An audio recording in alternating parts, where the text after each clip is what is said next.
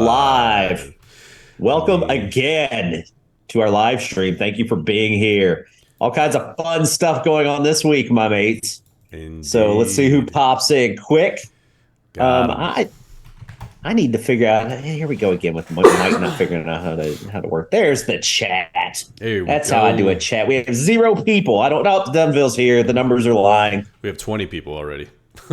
20? We Nice. got All a right. Yeah, lot. there they are. They're coming in droves. There we go. Here we go. Welcome, No, we're everybody. not spinning the Welcome. damn wheel yet.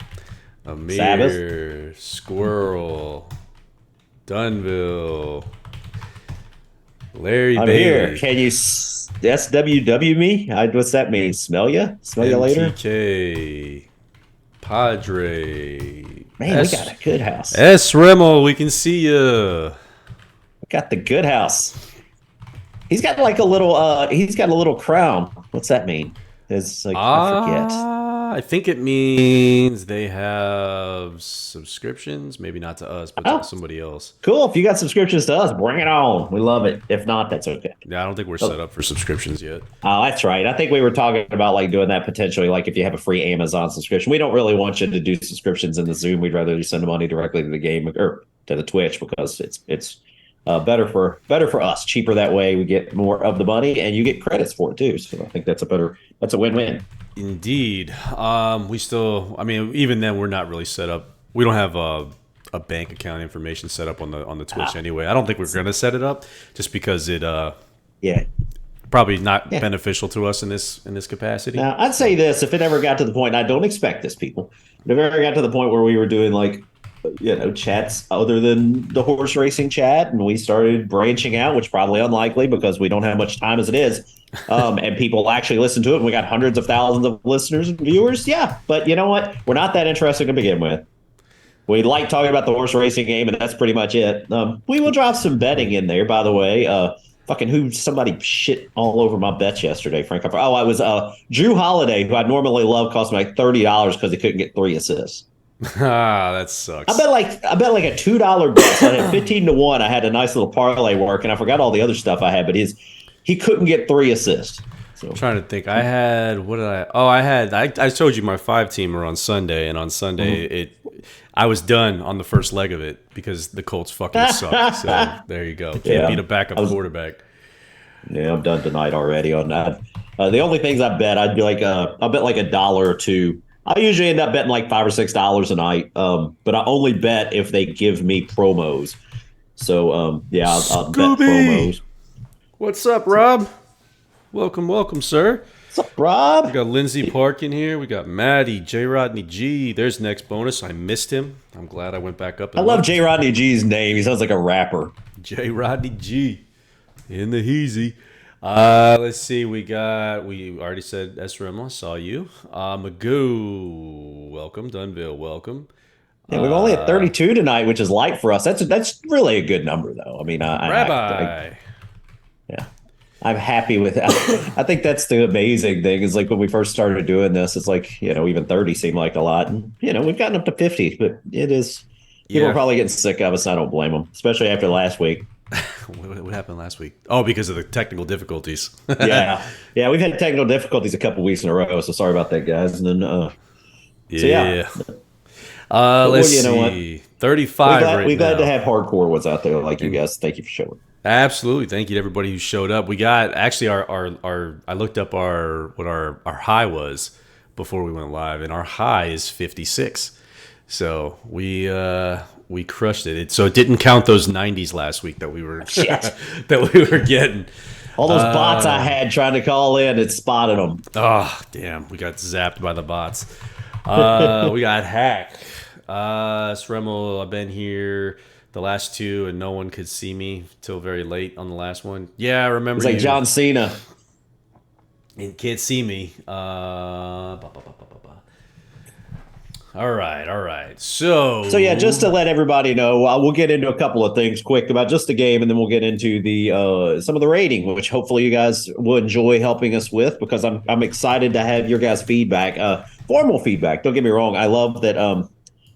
Did I just see a Frankel share at 800? I hope not, but I mean anything's possible. So that being better go said, grab is it that if that's the case.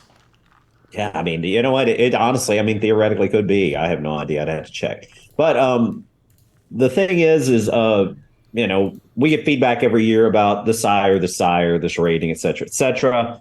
Um, Historically, I've done it all by hand. We've used the wiki to supplement that, but it hasn't gotten a lot of player usage. So Frank this year is really trying to get people to submit information to the wiki, and he's really doing a great job aggregating it. And we're going to try to use and incorporate that information more. So what we're going to try to do today is kind of incorporate some of the what you guys think and talk about it. Indeed. So, Laudro, do you use the same red cup each week? It's a mystery. It's a mystery. He's got that. I'm gonna have to talk about this. Have you ever heard of scripture cake, Frank? Scripture cake?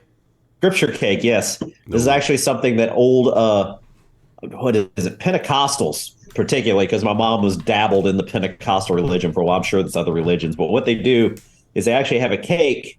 Like they use the batter of one cake. So, like, supposedly you're supposed to take part of the batter and give it to the next person so they can make a scripture cake with part of the batter. So, in theory, part of the batter of each scripture cake has been going around for like, you know, 50, 60, 70, 80 years, whenever the first scripture cake was made. So, For the 47th time, BK, at the end of the year.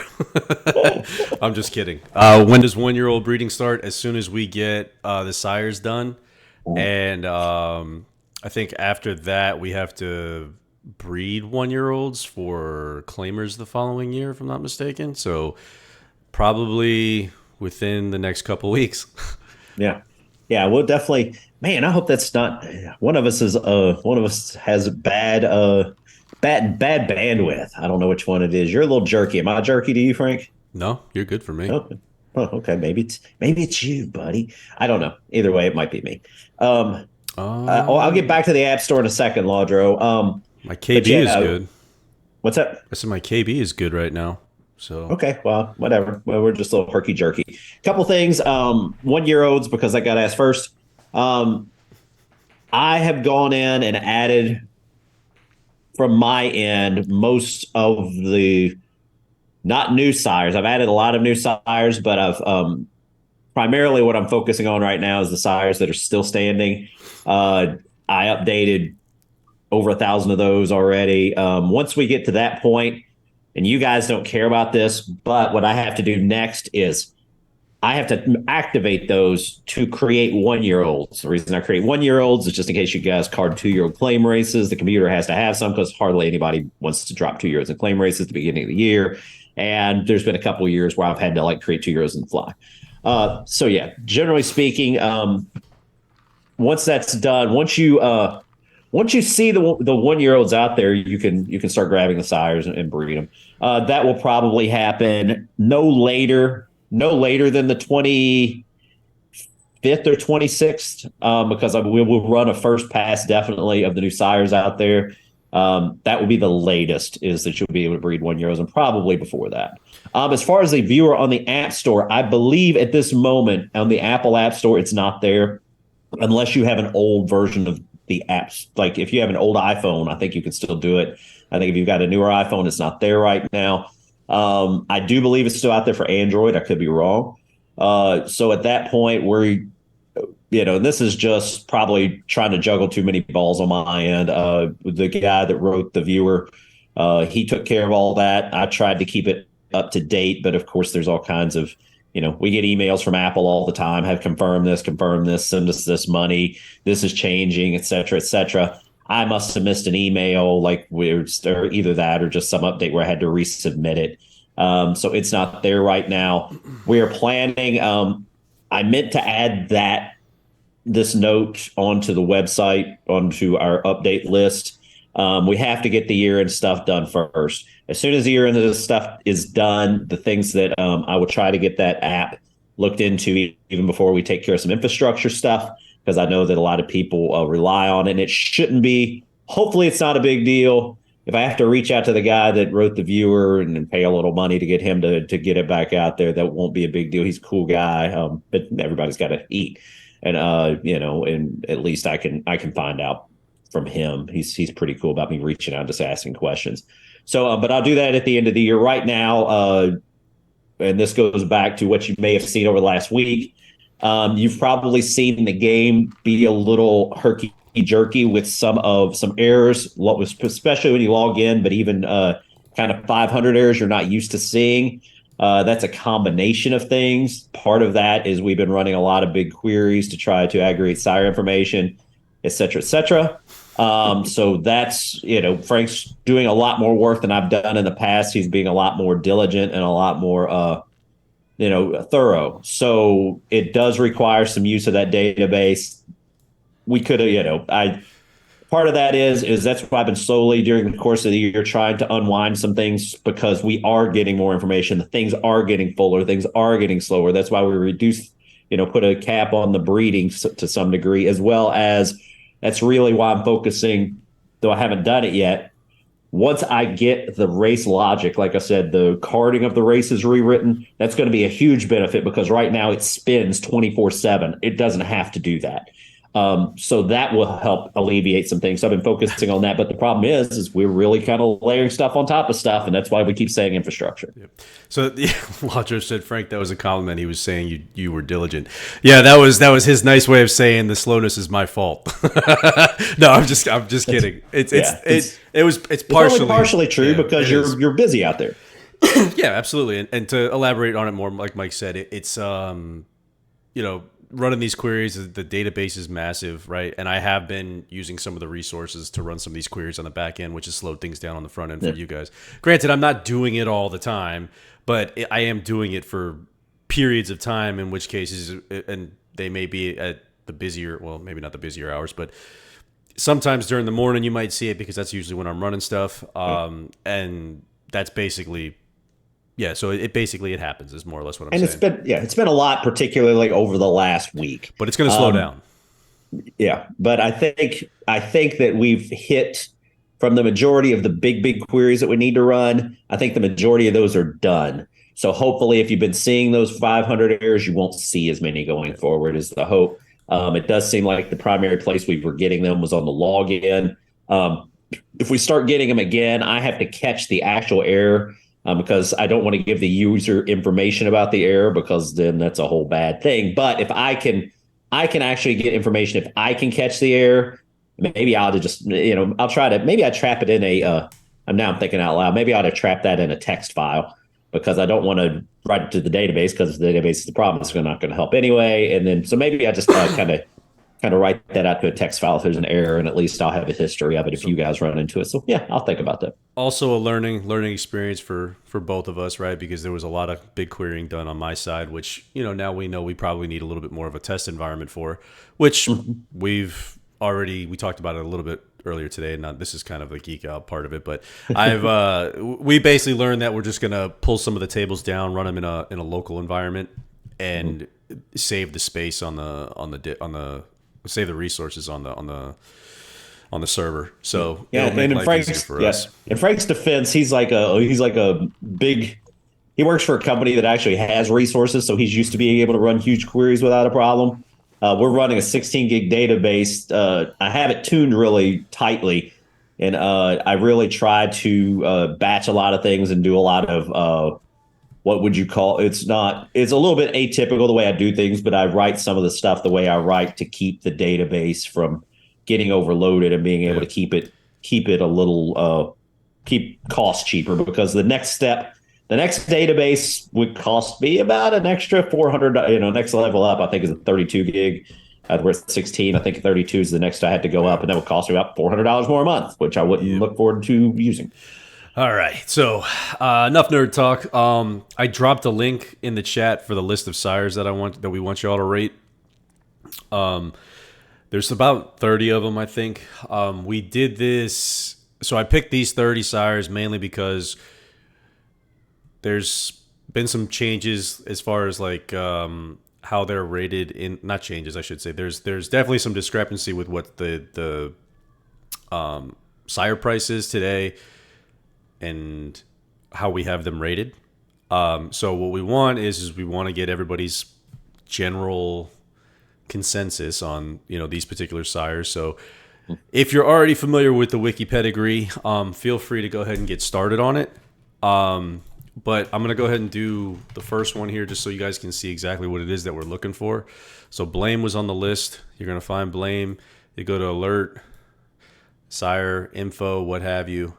And the two, really the main ones that we care about right now are the global breeding rating, the low and the high, which is the distances, obviously, and then the dirt and the turf. And you can, split that however you want to split it. And again, I want to be very, very clear about this, right? There is no right or wrong answer, but we expect folks to try to do this as best as they can, right? And I know that Blame may not be a top 250 worldwide worldwide while standing, or he may be. I mean, I don't know, because information is very, very limited on once you get past 100. But the goal here is with this particular, and we're going to lose our face here, Mike. But the goal is with this, right? With this list here, this is the rating scale, right? So this is essentially how we rate the sires on the back-end database. There is a number associated with it. We're not going to go into the numbers, but the top down is basically this would be the best, this would be the worst. I know that's pretty self-explanatory given the verbiage. But that's more or less what we're looking for as far as how y'all want to rate it. So if you feel like Blame, I'll put it this way. If you feel like Blame is low in the game and you think that he should be higher, I would say anything top 100 and above, you could probably consider to be elite-ish. Is that fair, Mike? Yeah, borderline at worst. Yeah.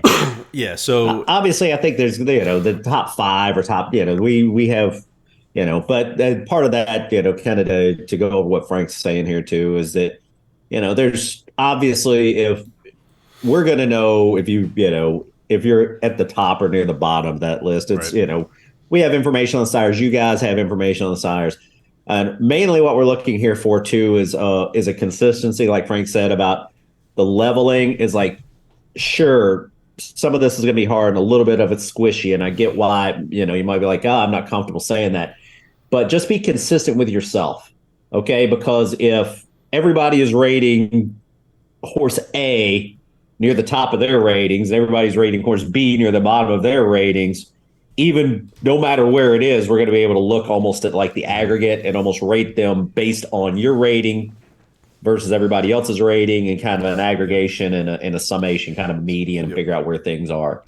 And the best way to basically put this is your voice, right? So, and again, it doesn't have to be limited to just the 30 sires that we're going to go over here today. Oh, no, not at all. But this is your voice. If you guys want to have like meaningful impact on how the sires are rated, this is how you're going to do it, because all of this stuff is getting aggregated. And I have already done my first pass at ratings. I have to do one more. I'm going to do one more after all this is done, probably at the end of this week. And that will likely be my final set before we send it off to Mike. And my set takes all of your stuff into account. So it's literally the players, then we send it off to Mike, and Mike makes a final decision on if we're too high, too low, whatever. And we go from there. Yeah, and I can say, from the stuff that you guys have already added this year and the work Frank's done, pretty much, yeah, everything's holding muster. There's nothing nothing's out of whack. I mean, things are getting better. It looks like, the things that he's pointed out, this looks like it could use an improvement. I've been pretty much 100% agreement, or this looks like it needs to be dropped. And I'm in complete agreement. So he's doing a really good job with the limited information he has from you guys and the people that have put the information in. Thank you already. But the more the merrier. I mean, like the fact that we have 30-some people here just listening to us talk about a horse racing game is amazing. But that tells me that you guys want more input. You want to be a part of it, and we want you to be a part of it. And the more information you can give us to make the game more accurate, the better game you get out of it. So it's, it's kind of like the circle of life. It's Hakuna Matata, man. It's like the Lion King up in this bitch. Indeed. And again, we need your help. Like at the end of the day, we need everybody's help. We need, because it's a lot of shit. It's a lot of stuff to do. We can handle the coding side of it on the back end, but as far as getting the information and the data, the more you all submit, the more crisp the game becomes. Best way. As far as the shares go, if you already have a share, the shares, what happens, and this is kind of like the golden goose time of the year for people, and this is why a lot of people like to wait until the end of the year to breed Magoo, is that what we actually do is, and Frank can confirm this, is that I have I have every year rating from probably 2019, maybe even before, of like every time that I've made sire adjustments. At the end of the year, what I actually do is I look at next year's rating, which goes into effect on 1/1, and I look at this year's rating, which ends on 12/31 at midnight, or 1/1 at midnight, and I use the highest of those two numbers. So when we do the re-rating and we say the new ratings are in, what that means to you as a player is that week or so at the end of the year, you get the best of both worlds. You're going to get the best of the ratings. Even if we're dropping a horse, you're going to get the best of the ratings. Now, the problem is on 1/1, if a horse drops, it's going to drop. So, we do give some information about certain horses we're going to raise and drop. We're not getting into the game of these are the 727 horses we raised. These are the 512 horses we dropped. No, I mean, It's too much. But the good news is when we put those ratings out there, as soon as the new ratings go live, and pretty much the new ratings will be live, I'll tell you when they're live, when you start seeing the 1-year-olds pop in, because we won't put horses out there. We can't put a horse live until it's been rated. So if you see 1-year-olds out there and you see particularly new sires start popping up where you can start buying them next year, that tells you that the ratings are already in place. So yeah. And again, just to piggyback off what Mike was saying, like it's more or less like we're the increases and the decreases. We'll still do the announcement, right? Like that's still going to happen. It's just going to be, I mean, and we'll do a few horses, the ones that probably get the biggest bumps, the one that gets the biggest decrease, or the ones that get the biggest decreases. But we're already at 1,300 plus between the two of us updating sires, whether it's a small minor increase or a decrease, or we didn't touch it, or what have you, or whatever the case may be, or just a massive increase or decrease. So yeah, I mean, we are, we're looking. It's just way too much to list out in a tab, and even more so, it's more of a pain in the ass to kind of. It's also things like that, particularly if like we change a sire and drop it 3%. Right. It's not going to change the overall experience of the game greatly. Right. And we're doing it for a reason, but it just adds noise.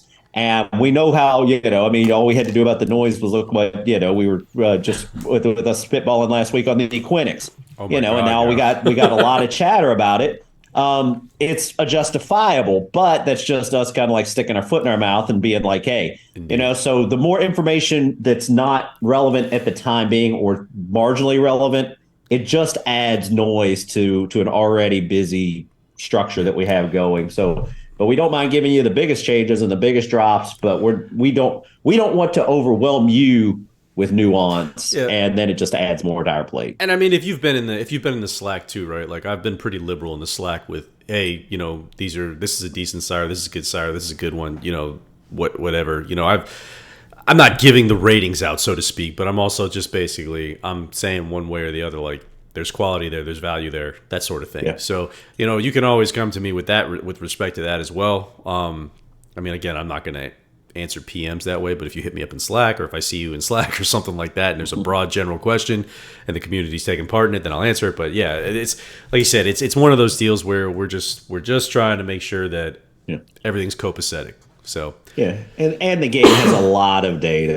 There's Indeed. Just for one horse, we have a lot of data points, and when you're talking thousands of horses, outside of giving you all the information, we don't want to give you like limited information without giving you all the information, because then it becomes this whole, we're just muddying the waters. We're trying to keep the waters, like they say. One of my favorite sayings is, you add you have 1,000, you have 1,000 gallons of clean water. Well, you add 1 gallon of sewage to 1,000 gallons of clean water, you have 1,001 gallons of sewage. So we're trying to keep the waters as clean as possible. Indeed. Ladro said, would really improve the sim to have the Aus and Japan sires properly rated to spread the breeding outside of the usual suspects in the US. You totally don't understand how high we have those sires rated already. We literally have them overrated. We go overboard. I'm telling you, we have them overrated. I tell you why. It's like I tell everyone in the sim 1,000 times. The reason that they don't perform as well in the sim is because people don't breed them to the same stock as they breed the American horses Yep. because the game is primarily American. So when they use the Aussie horses, they're getting them on a discount and they're generally breeding them to other discount American horses.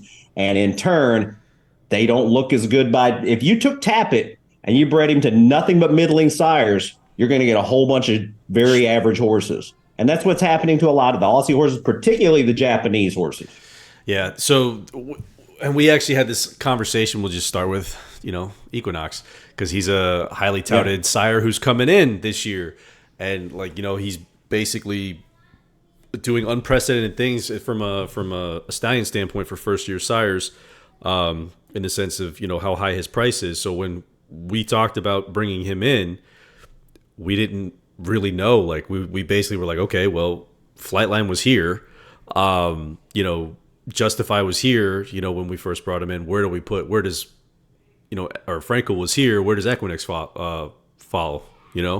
And not going to give anything away, but, the point was like, it's tough. We still do go on the high side is more or less what I'm trying to say. But we try to, we don't, for the Aussies have a lot of really good sires.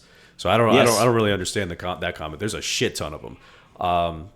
The Japanese ones, there's a lot of them. I wouldn't say they're on the same level as the Aussies, but the numbers aren't the same. No, but they're up there. The best Japanese sires are rated very well. But we don't have as many of them because it tends to be at least, we understand that the Japanese horse racing is hugely popular, but it's hard to get a lot of good information on any of those sires. So we do what we can. Right. I'll be honest with you. I can't read Japanese. And at the end of the day, trying to, as well as, let's be honest, the purses in Japan, I mean, first off, they're in yen. And secondly, they're insane. So it's hard to get an understanding. The best of the best is easy to suss out. But what I try to do, and I'll be 100% honest with you, is I probably, from a Japanese sire perspective, I make sure the elite are elite. The second tier is probably better than there's a longer range of very good horses in Japan, a higher percentage of very good horses in Japan, even if there aren't a higher percentage of highly rated horses. So the middle level horses in Japan, I probably have rated too high. And that's been because I understand it's such a competitive place to race. Yeah. And we know too, right? The other thing is we want folks to use the sires. Yeah, that's the thing. We're not intentionally going out of our way to rate them shitty so that nobody uses them. Mm-hmm. It's actually the opposite. Is they're probably on the higher side because we want folks to use them. And that was actually one of the conversations we had a couple of days ago about some of the lower end dirt sires, because dirt's a very unique. It's very unique to the U.S. Obviously, I mean it's not solely in the U.S., but that's what. It's our primary surface. That's the primary surface, exactly. So we had the conversation about basically raising up some of the lower tiered sires, like the Dialed Ins, the Golden Sense, some who have more. What's the word I'm looking for? They have lower stud fees, but they still produce really, really talented horses. They just have lower stud fees for whatever the case may be. So we've talked about bumping the ratings on some of those lower end dirt sires to where they're a little bit more formidable, when folks are using them in the game. And maybe this is actually a couple things I'll say too is, thing number one is that first off, this is part of the reason of the wiki too. If you think we're too low, you go out there and help us. Exactly. Telling us, this is part of the reason why we've added the wiki, and this is 100% the reason why we're doing it now. Is that we want the game to be as accurately reflective of real life as possible. If we screw it up, the way to make sure that we get it right, or at least better, is to go populate that wiki. And if you populate it and you populate the Australian horses, especially the best, and you populate the U.S. horses, and the percentages are these are the top, this set goes here, this set goes here, and it looks right. You know what? We want the game to be right. Secondly, what I think we can do, and we've not done this in the past historically, but again, Frank is actually doing a really good job of coming up with ideas and giving you guys information. What may be a good idea at some point is to list even a breakdown of percentages afterwards of X% of the top 100 horses are in the U.S., X% are not in the U.S. Or, so you guys can see, I don't want to get too granular because it gives too much away. Right. If I start saying, if like this percent's in Australia, this percent's in the U.S., this percent's in Europe, this percent's in Japan, it may get a little too granular, but maybe we can do it to where you can see that from a rating perspective, that we are taking, and again, the whole reason, and I know I say this, I know I sound like a broken record when I say this, but when horses in the game cost 300 or 400, people tend to breed them with lower price horses. They're not going to breed them with their best mares out of fear that they're not going to be as good. That doesn't mean they're not as good. That just means they haven't been used historically the same in the game. Yeah, and again, I mean, I did that story a few months back on the breeding value, right? Because he came up with Star Spangled Banner and my favorite Tonino Gimlet is the king of this. Yeah. Tonino Gimlet was rated very pedestrian in sim. He was rated all right. He was rated relatively pedestrian. He had 2 Derby winners in a row, and people started breeding him out the wazoo, and he got a whole bunch of good horses. Yeah. But there were still a whole bunch of good horses that were rated a lot better than him, but he was getting the mare stock. So in turn, he was getting the success. I would argue that mares are just about as equally as important as the sire is. I'd argue they're more important. There you go. I didn't want to go all the way, but you right. Took it. Hey, because you get an entire pedigree. Exactly. You're getting a backstory, especially if you've got a mare in the game. If you're breeding, particularly if you're breeding a horse to a mare that has a history in the game and she's run well, then yeah, that you've got something good. So at that point, I'd say it's like Frank said, at least as good. From my perspective, from the way that the percentages work out, it's probably it's depending on how your numbers roll. Yeah. But you have a chance of being a whole lot better because you had a good mare. Laudra says, Mike, is it really necessary to be able to breed he-mares? I've always thought this overall had a negative impact on the game as it devalues mares to some extent. I'll tell you why I put it in, and I'll tell you how it got abused and how I try to combat it. It still gets abused a little bit. The reason I put it in is because particularly when you have a very good sire or a very good stallion, of course, stallions tend to perform better than mares in real life and in the game as far as like head to head. That's the way horse racing tends to work. What it was getting to the point, however, is that those stallions, people wanted mares because the way the game is, because you get to keep a mare because you're guaranteed 100% that the mare is going to breed every year. Mares became super valuable. And if you had one mare at 3, you get to keep it for 16 years and you're getting over and over and over. And people were like, look, you know what? Why can't we breed sires in the game? We want to bring sires in the game. The reason I've never allowed you to breed stallions or horses that you have in the game and create stallions out of them is simply because it fucks up the entire, if a new player comes in and he looks at a pedigree, he's like, who is this horse? Well, that was the horse that won the Derby 7 years ago in the game. It's like, but who cares? Doesn't mean anything to that person. Right. So I didn't want to dilute the pool of, the pedigree pool. I didn't want to get confusing with all these horses that didn't exist in real life. So a new player would have a hard time understanding, or any player would have a hard time understanding. So to kind of, I guess, cut the middle, that's when I put in the he-mares. And the main reason I did it, and this is what you've seen me try to combat because of the cost of the he-mares, is that if the he-mare is successful, he's relatively cheap because my thinking is if you had a horse that won a grade 1 race, of course, I want to see that horse. I'd love to see those horses kind of stay in the game. What turned out to be is that people were just using any well-bred shit horse and using it as a he-mare.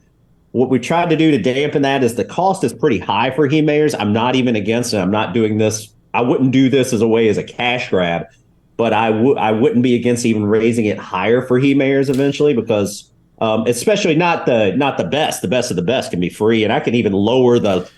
Good ones, but the ones that didn't perform make them cost more. Secondly, the one thing that's really helped a lot with the he-mares, and we don't see as many as we used to, is the gelding, because the gelding didn't used to exist in the game. Once we added the gelding, it really stripped away a lot of those people, because instead, like a person that goes out and breeds a good horse, their whole fear was I'm going to put this in a claim race. It's going to get claimed so somebody can breed it. Now they geld the horse and they have that opportunity to run that horse without the fear of it getting taken. So I haven't run the numbers, to be 100% honest with you, in years. The last time I did was when I had a gelding to the game. So I wouldn't be against looking and seeing what the percentage is of those he mares that are still being bred. My guess is it's not as high as it used to be. My guess is it's notably lower. But yeah, it was a way of cutting the middle of saying, I want a stallion that's in the game, that's been successful in the game. I want him to continue being in the game, but I don't want him as a real stallion in the game. So it was kind of cut in the middle. Is it fakey? Sure, but it's a horse racing game, so Right. so that was kind of it was me cutting the middle. But it was done to basically keep certain lineages alive, right? Like, and Exactly, that was the goal, right? And to piggyback off what Mike was saying, like the cost is not like for the the he mare that never wins a race but is bred like immaculately. You don't want that. You don't want folks to get any sort of advantage out of that horse on a low cost, right? Like that's the purpose behind it. It's more or less to keep the game clean and keep the ecosystem of breeding less convoluted. And the thing we're seeing too is, not to break our hands, patting ourselves on the back here, is that the mare leasing, with the player mare leasing, has really, you can go out and get good mare stock now for cheap, where you couldn't do that before. And that was part of the whole reason that people were going out there and they were trying to grind out these these well-bred crappy he mares and just taking a shot with them. Now you've got opportunities that you didn't have before. So again, I think the ecosystem's changing. Yeah. I don't disagree with your argument that it's kind of cheapens the realism, but at the same time, again, it's like I want to see the horse that won the Derby this year continue in the game in some way, shape, or form. And I can't do that without the he mare or making him a stallion, which I don't want to do because of the pollution of the the pedigrees. I mean, I don't have any Derby winners, but I had a Derby runner. Yeah, I had a Derby runner who I bred and kept the line alive.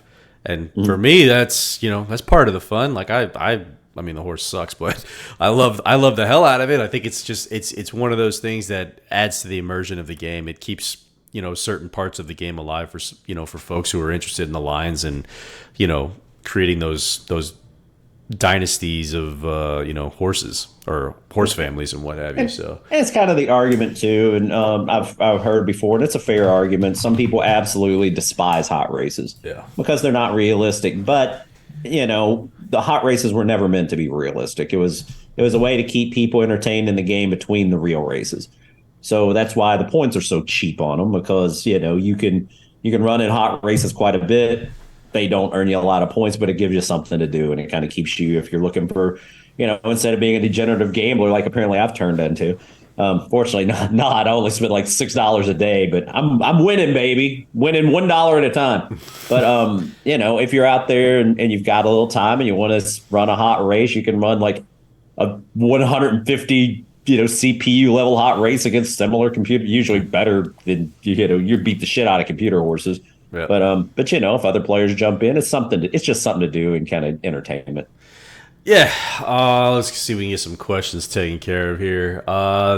Casey Kendall says, the Japan sires aren't dogs in the game. They're still very capable and useful. Love using them. There's a lot of really good, like I said, there's a lot of really overrated Japanese sires. There's one who's going to get a really big nerf this year, at least from my perspective, because he hasn't done shit in real life. But again, he'll probably be on the list when we do announce it. And again, as I err on the side of caution, particularly with Japanese horses, Australian horses, we have a lot of Australian players, and you guys do a really good job of keeping me honest. Yeah, and Liam this year helped me out quite a bit. He always does, man. I sent a giant list of horses to Liam as far as the ones I was planning on recommending for increases and decreases, and Liam basically helped out with, hey, you should probably think twice on this one. You should think, something, because for those who don't know, Liam works in the industry. So, it was super, super helpful. And then again, we had Rob who sent us an email. Ian who sent us an email. I mean, we get a lot of information from a lot of different folks through a lot of different avenues, and trying to aggregate it all. That's what the wiki is. That's why we're trying to point folks to the wiki, is because the wiki will help us do it in a much more centric way. Yeah. We get a little bit of help with the Japanese sires. Adrian sends some when he thinks about it. And then VK Stables, I think, sends some.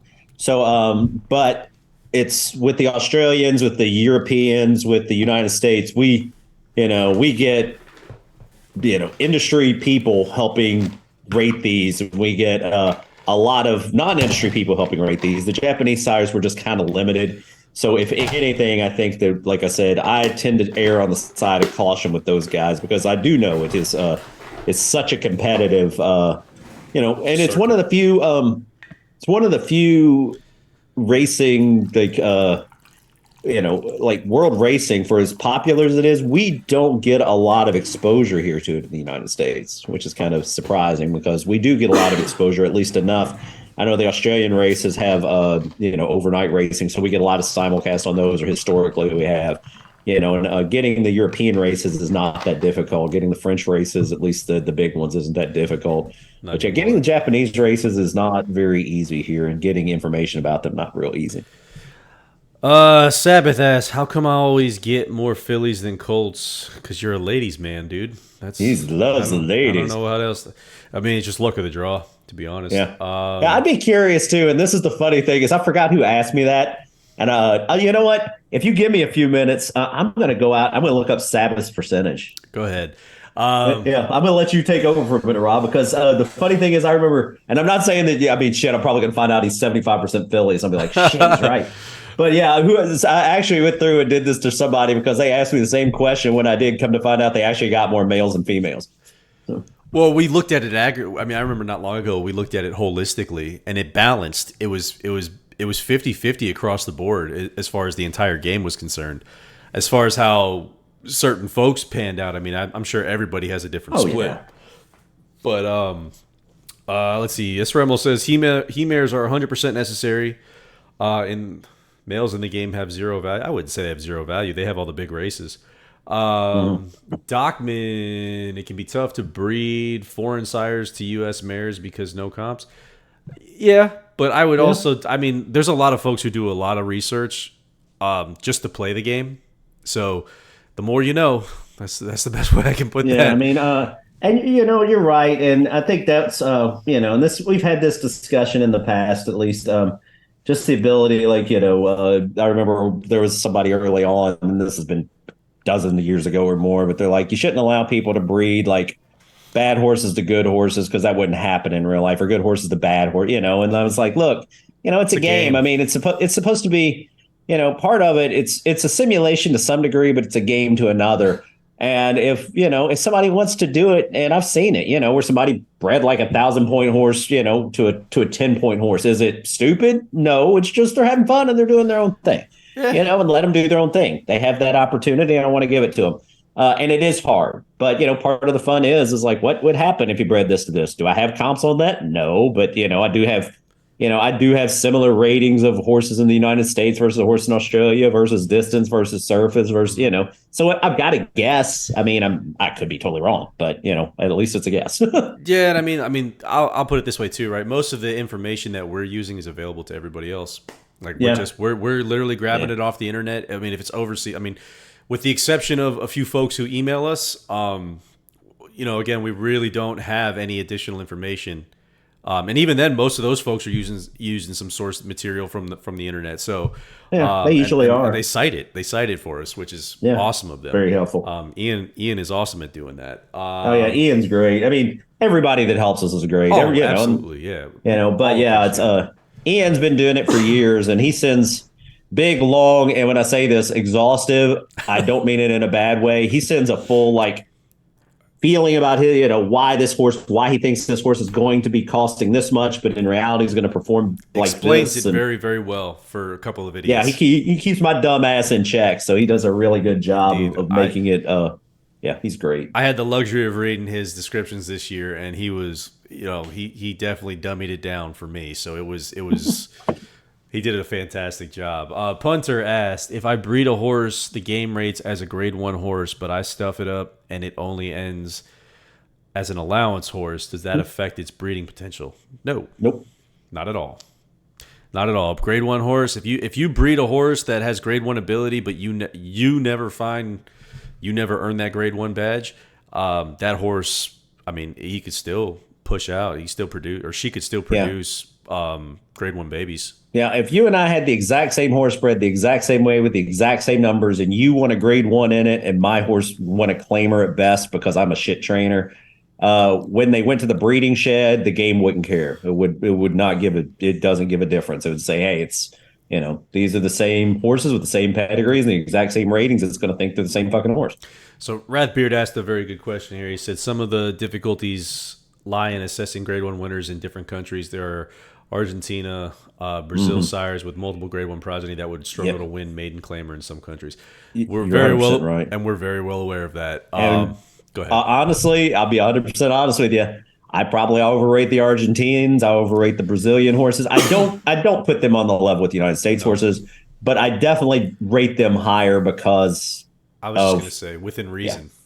yeah, because it is, like you said, it's harder. And generally speaking, with ratings, and it's easier for me, again, 100% because of who I am. I'm in the United States, and I've historically understood the United States product better.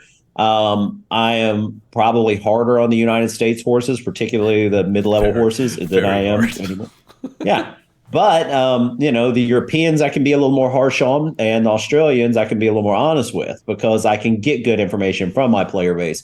But like you said, the South African horses I've historically rated probably too high. I know the Brazilian, the Argentinian horses, I rate them higher than they should be usually. Again, that's just me trying to be as fair as possible. But add context to it too, right? Like, because when we say we rate them higher, we just don't rate them as bottom of the barrel. Right. Like, that's like they're usable. Like Verrazano, for example, like Verrazano was a pretty decent. He's a pretty good horse when he ran. As a sire, he hasn't been great, but I think he's in. Oh, I think he's in Chile, if I'm not mistaken, or I can't remember. He's somewhere in South America, but he's rated well enough to where I would encourage folks to use him because that's the purpose, right? The goal is to not exclude an entire part of the player base because it might not be like a premier area for horse racing, right? Like it's still an area. They still horse race there. Like they still have some value. There's still some value sires there that you can still use some of their stock. I mean, that's the best way I can explain that. But let's see. Sremel says, I'd love to see the filly to colt percentage. I want more fillies. Can you send me more fillies? Fillies are the way to go, man. Fillies, you get I would kill for an Oaks winner over a Derby winner because that would mean I would probably have a shot at the Derby every year if I got an Oaks winner. I got an Oaks second place. I lost to Dan, son of a bitch. But no. Anyways. Yeah, I think everybody could curse Dan in the game if they wanted to, and it's out of sheer love and respect. Nothing else. Yeah, no, I love Dan. Sabbath, I don't mind getting fillies. They're the best. I own real life racing fillies, so I'm not complaining. Really, Perfect. That's cool. Let's see. Beer Keg says, is it true that Francois is a huge fan of the Brazilians? Yes. I was gonna go with an MMA reference there, but I decided against it. Let's see. Ivan says, I get fillies in the sim, but Colts in real life. 3 boys. That's what's up, man. That'll save you a lot of headaches down the road. Not that I would know, but Esremel, wish we could buy a lifetime share on first and second year sires. That would be fantastic if you like the prospect of a middle stallion. That's an interesting concept. That is an interesting concept. I hadn't thought of that. I'll have to consider that. I don't know how we would make that work, though. That would be, it's not as hard as you think. So no. I mean, I don't know. I mean, I know how we would make it work, but I don't know. Like, how do you draw the line? I guess is like, where's the line? I don't know. That's where the fun begins, Frank. There's all right. Well. So we had a question earlier. Somebody asked, what was Kiddison Black rated? Well, I will say this before I get into that. I wanted to give Sabbath his results, okay? And it's a Martin Polarovich result here. You are correct this year. You have 84 fillies and 64 males. However, Last year, it was 63 fillies to 66 males. The year before, it was 69 fillies to 73 males. The year before, it was 60 fillies to 72 males.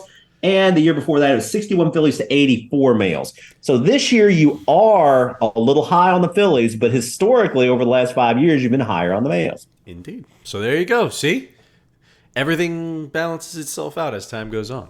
So As as Fred Durst would say, everything happens for a reason.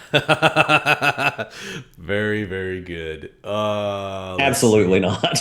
No, that was a great reference. I love the way that found its way into the stream. That was fantastic. Let's see. I'm looking for comments. So Kiddis in Black, somebody had asked about. I'm not going to give you the exact rating.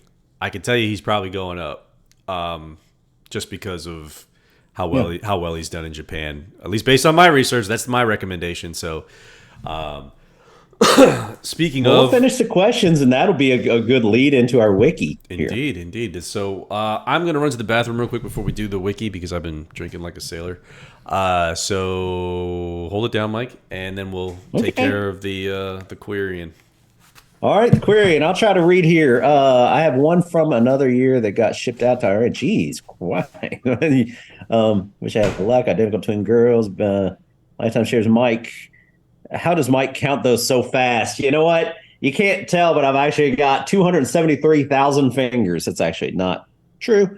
Transparency is great for debunking myths. Yeah, you know what? Usually, but myths are fun, man. Otherwise, I wouldn't have the Loch Ness Monster Bigfoot. Of course, you could argue the Bigfoots are real and Loch Ness Monsters are real. Hell, I don't know. I mean, but I'm neither here nor there. Citizen Black was my question. Yes, he should go up. Fair. Limit to like 25. Oh, man, we've got the lifetime shares working. This is great. And this is why we do the stream, too, is we can always go back. And we got a lot. Oh, good. Say it's a lifetime. Yeah. Man, we've already got we got people already figuring it out for me. I love this. Let me see if I've missed any questions while Frank's in the bathroom. But it's the good news is now I have this query up, so yeah, it is fun.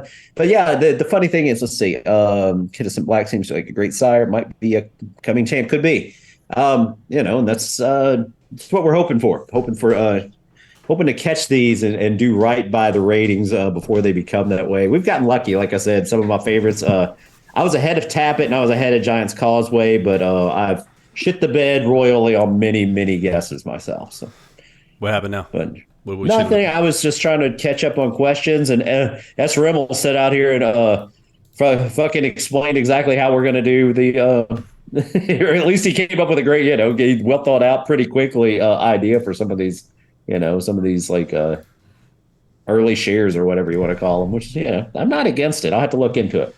Limited to like 25 lifetime shares and bid them maybe with a max that would end in a random draw, so it's fair. Yeah, someone like Equinox, but if you like it cheaper, that's fair. Yeah, that's an interesting way to do it.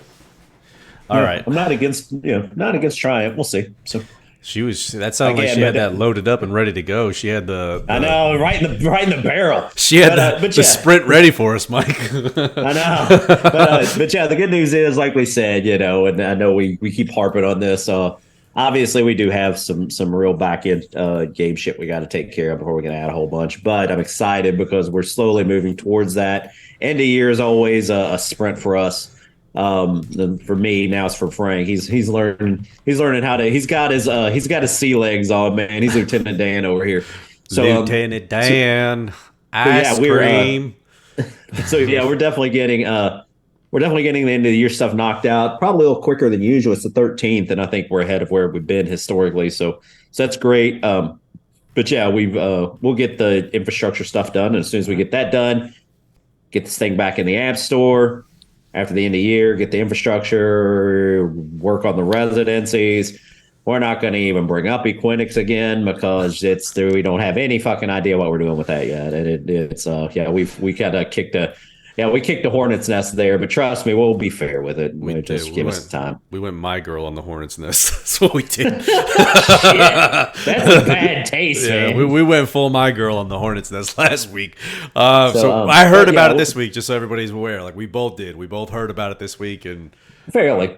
yeah, So and it was we're open to the conversation. Like we're not We are. excluding the conversation. Oh no, not We're- at all. I think the thing that we have to always remind people, especially if you get us a couple beers in, we're going to be 100% honest. Not all of these things are well thought out, but we're also not going to like swear, yes, this is the way it's going to be done, because it's just us kind of like, kind of bantering back and forth, and it's not, Yeah, that's the one don't- thing I think. The other thing is, and I'll say this because one of the comments, or one of the most frequent comments I had gotten, at least with respect to residencies, because I got it from a few different people, was it's always been it's always been done a certain way, so it's going to stay that way. That's not necessarily the case.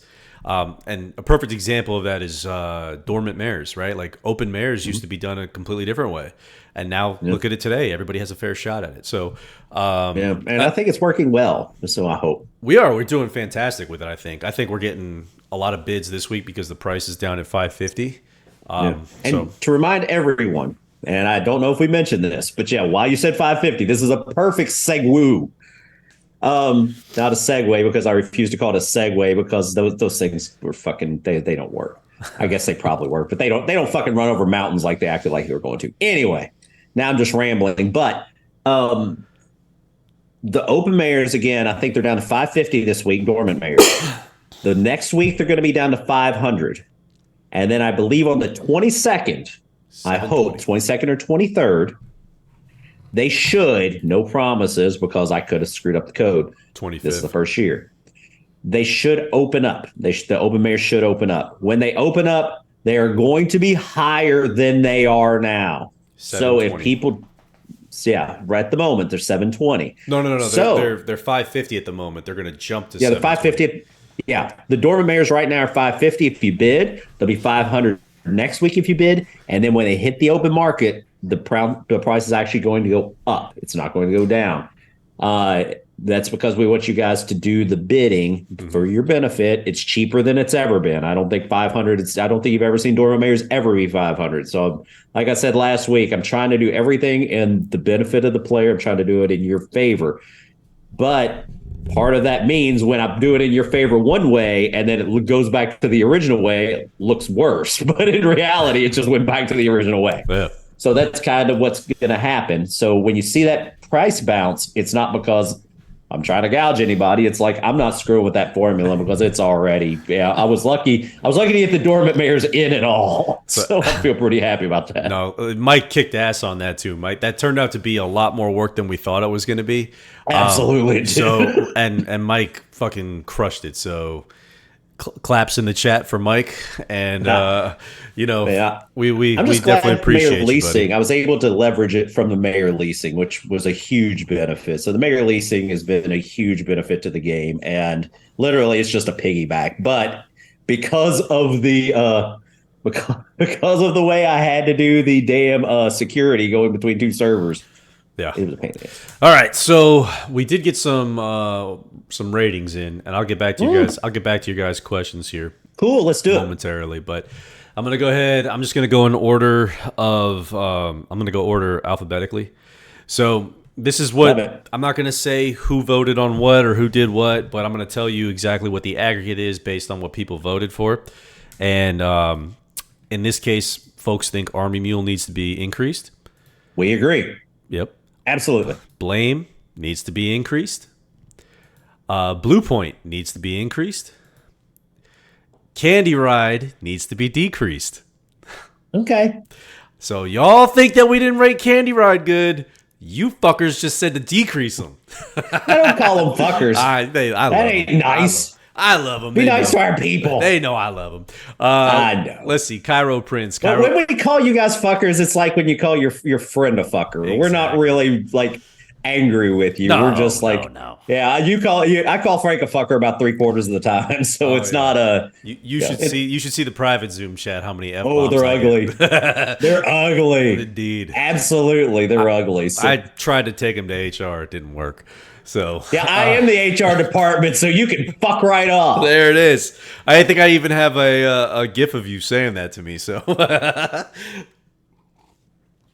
But right. anyway, So but yeah, back to the Candy Ride is, yeah, I've historically rated Candy Ride pretty high, and yeah, if he goes down, you can thank yourselves. yep. So here we go. We got Cairo Prince, who's look. Everyone says he should stay the same. Dialed in. That's about Everyone right. says he should stay the same. Okay. Equinox. Everyone thinks that we should rate him lower than where I suggested he should be, Mike. Really? Okay. Yeah. Yeah. Flame Away should go up. Glen Eagles should go up.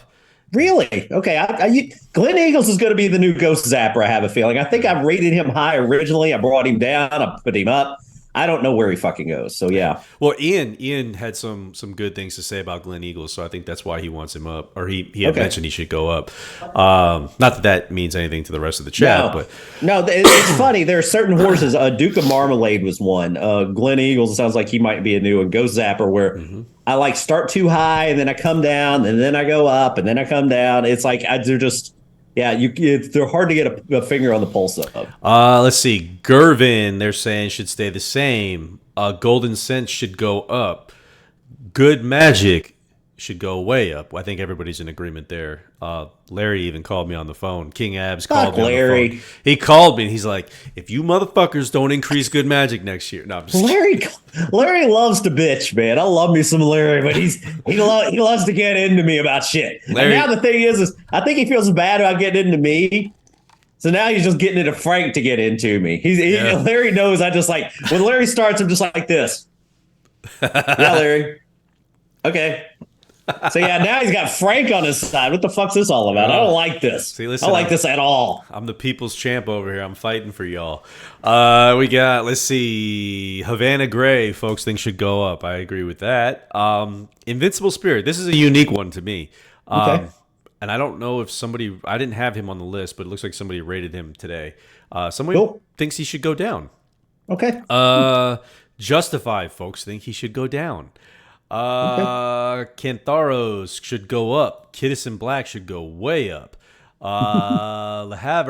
LaHaver, down. McLean's Music, down. Not a single doubt. Who's a DS, I think now. I don't even think he's got sire. I don't think he's That's all right. sire anymore. Down. So you guys are getting some extra sires here because I definitely didn't list some of these. That's fine. Actually, if you guys feel strongly about something, you let us know. We're 100.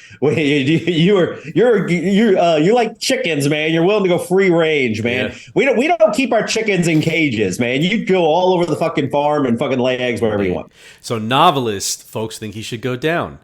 Or I'm sorry, folks think he should go up. Nyquist think he should go down, which is funny because we got an email that says he should go way up.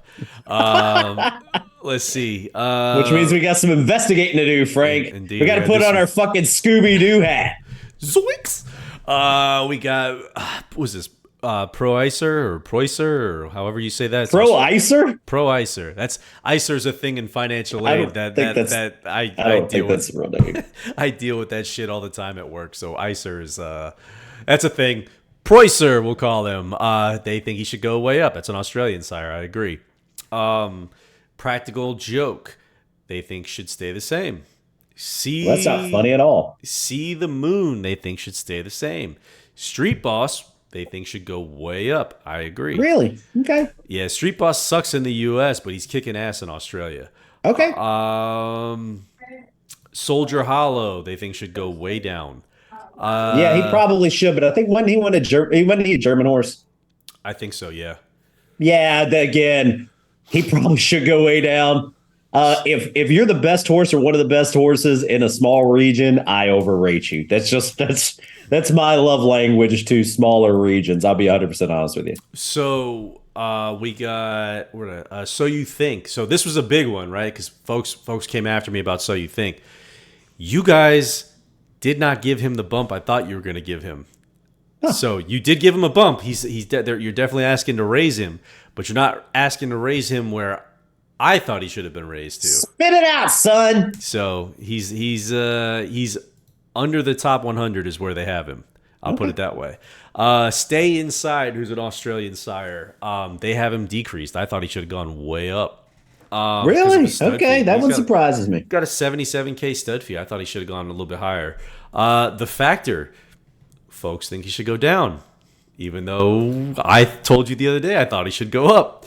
So you know what? The thing is things like this. Even if giving us the information, if the ratings are like in different directions, that means we got to look into this. If everybody's rating is trending in the same direction, then we could make a pretty good assumption pretty quickly that, we can boost this without too much concern. But if everybody's if we're heading in different directions, man, if we're like Marty Feldman and shit, Marty Feldman's eyes, then we definitely need to do some research. So yeah, indeed. Even if it seems like you guys are contradicting us, actually the contradictions are exactly what we need to know. So this is great. It lets us know it, and the discrepancy is the big thing, right? Because if we see a bigger discrepancy, that tells us look at it, see what jump into it a little bit more, in a more detailed way and try to do your due diligence, so to speak. So here's 47 people, by the way. We're doing all right tonight. We're crushing it, man. We're kicking the kids ass. are all right. Indeed. Thank you all for joining us. We appreciate it. Absolutely. So Twirling Candy, you all think he should be less than what he is, and I was trying to convince Mike 2 days ago we should bump him way up. So yeah, there you go. Yeah, you know what? The people have spoken, man. Indeed. And I'll say this too, right? Obviously, I have a little more information than you guys do, so it's all taken with a grain of salt. But the point, you bragging. No. That's not what I meant. Yeah, not to say anything, but I got more information than you guys. I meant it as like it's easier for me to have the conversation, dick. Fair enough. But yeah, no, the point that I'm making is that you guys are coming in on the lower side of on some of these things, and we're definitely higher. So when you're looking at these ratings, even if you go back in today or tomorrow or whatever, and you want to re-rate something, it'll come through. And whatever you re-rate it, I'll pick up when I pull this on Friday, because I'm pulling it on Friday. Particularly if the shit we're saying tonight. Then we said something, Frank went through and he said, so-and-so looks like, you guys are saying he should go up. And you're sitting out there watching the stream going, oh, that's bullshit. Yeah. Go out and rate it, and your voice hasn't been heard. Make your voice heard, man. Indeed. And listen, I coded a bunch of shit to, filter out all the crazy nonsense. So again, it's not that if you did a shitty job, I'm going to catch you. I'll put it that way. Just like we caught the residencies. Exactly. We caught the residencies. And not to shit on anybody that we took the residency away. No. That's not what the intent was. It was truth be told, with respect to the residencies, we were getting way too many inquiries about folks were worried about what other residencies were doing. Some folks were worried about what certain people within the residencies, old residencies at that, were doing.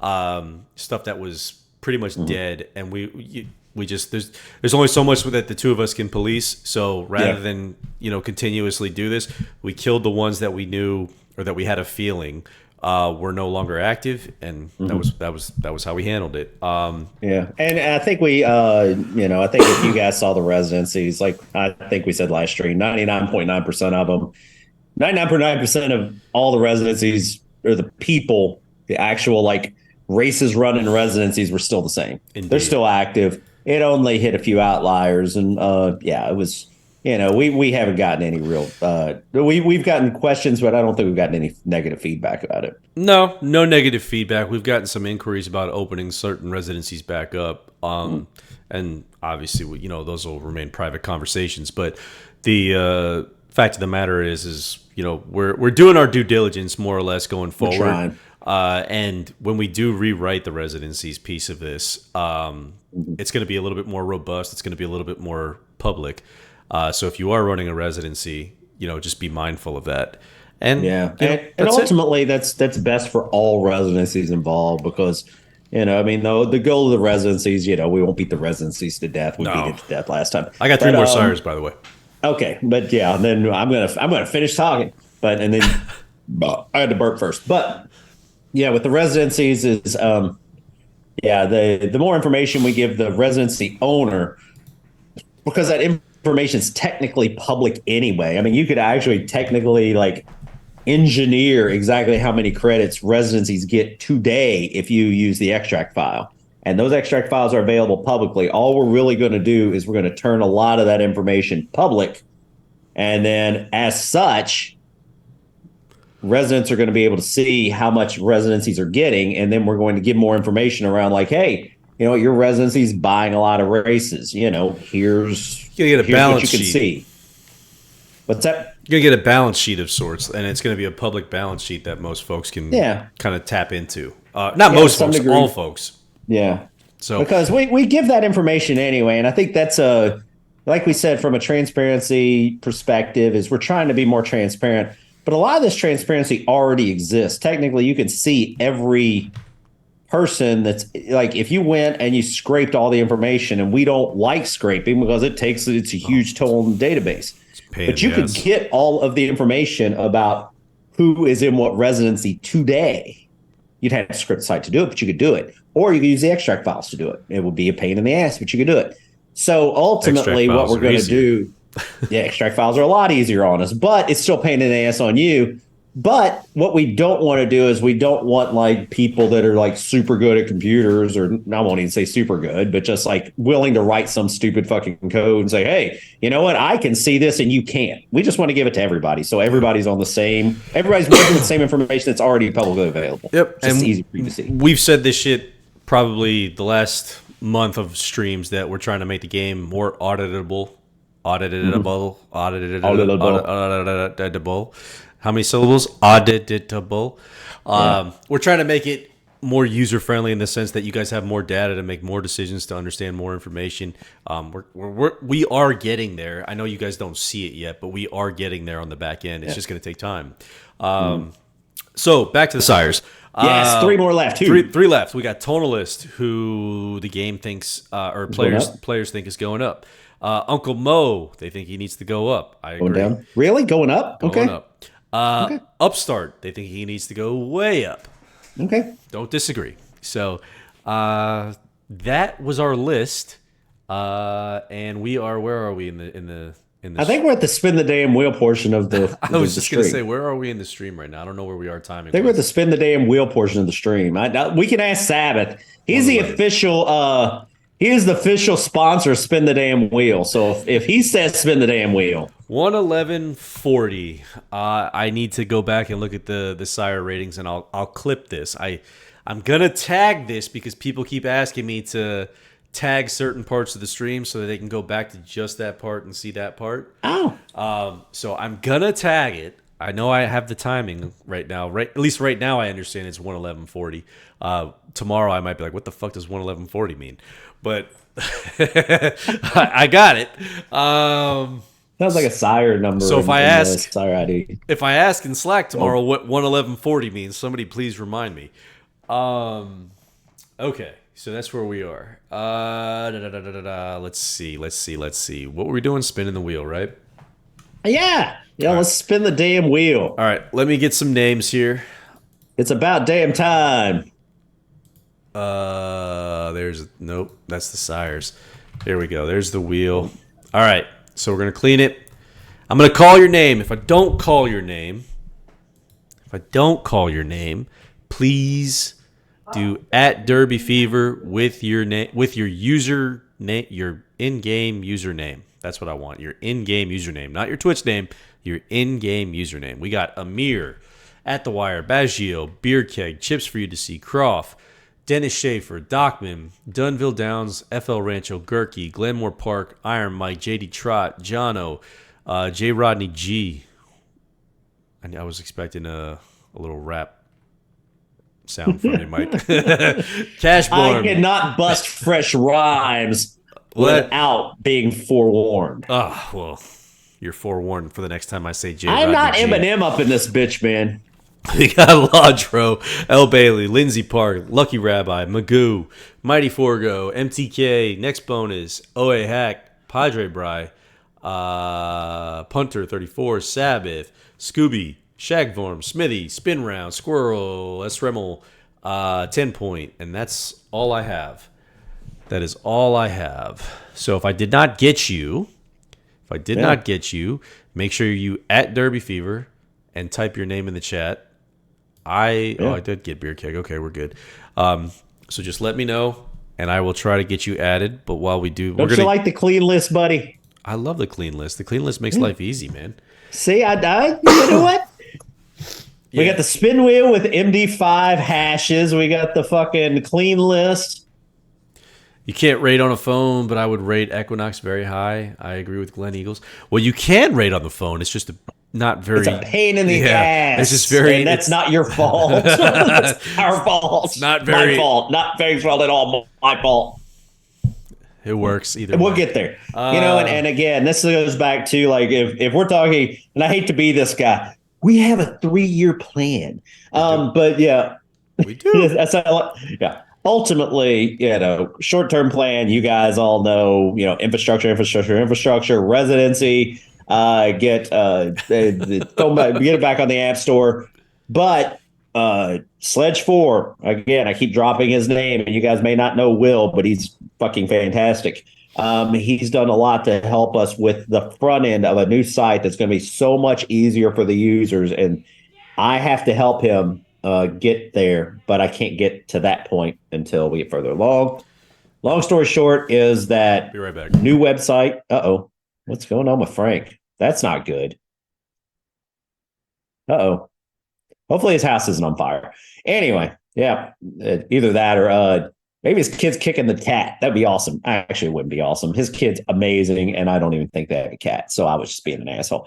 But long story short about Sledge 4 is Will's amazing. He has a lot of infrastructure written for a new version of the site that's going to be great, but it's going to take time. And he and I together, I think I'd mentioned this before, we got probably about 60 or 70% done with the new version of the site. And then everything else went catawampus to no fault of his, all fault of mine. But as soon as we get around this corner, we're going to get to a new version of the site. New version of the site should be my main priority. And I mentioned this when Taffy was on. I want the site to be phone friendly. It's not phone friendly. And part of that is going to be everything you're mentioning now, just anything that you guys do on the site. We want it to be easy to navigate and easy to update on the phone, or easier. With a site like this, and this is why I'll be 100% honest with you, when I wrote the site the last time back in 2011, I think it's when I dropped it, 2012, can't remember. I was up against the 1 million race wall. I had to get it up before race 1 million. I did that. To do that, I had to cut corners in some regards, and I wasn't able to make it very user-friendly on a phone. And as such, I've kind of like leaned into that, and it's gotten less user-friendly. Or I've tried to make it more user-friendly on a phone in some ways, but for many years, I just ignored that. So, but everybody uses a phone now more than computers, so that's going to happen. Let me see. All right. Man, we got some questions, I think. Super Taffy. Justify is 32 or 22 in lists, so are people trying to rate him top 10? I hope not. He's good, but he ain't that good, I don't think. Spin before Taffy is recognized. See, told you she'd show up. Yeah, Taffy, you know what? She's not on the wheel yet. She's not on the wheel yet. When you ask to rate the horses, are you asking top in the game or in the region they are in? Hopefully it's rated. Hopefully it's listed with that drop down. Generally, I think it says like worldwide. If it's worldwide, then worldwide. I really don't have that pulled up. Frank has that pulled up. I can check that out in a minute.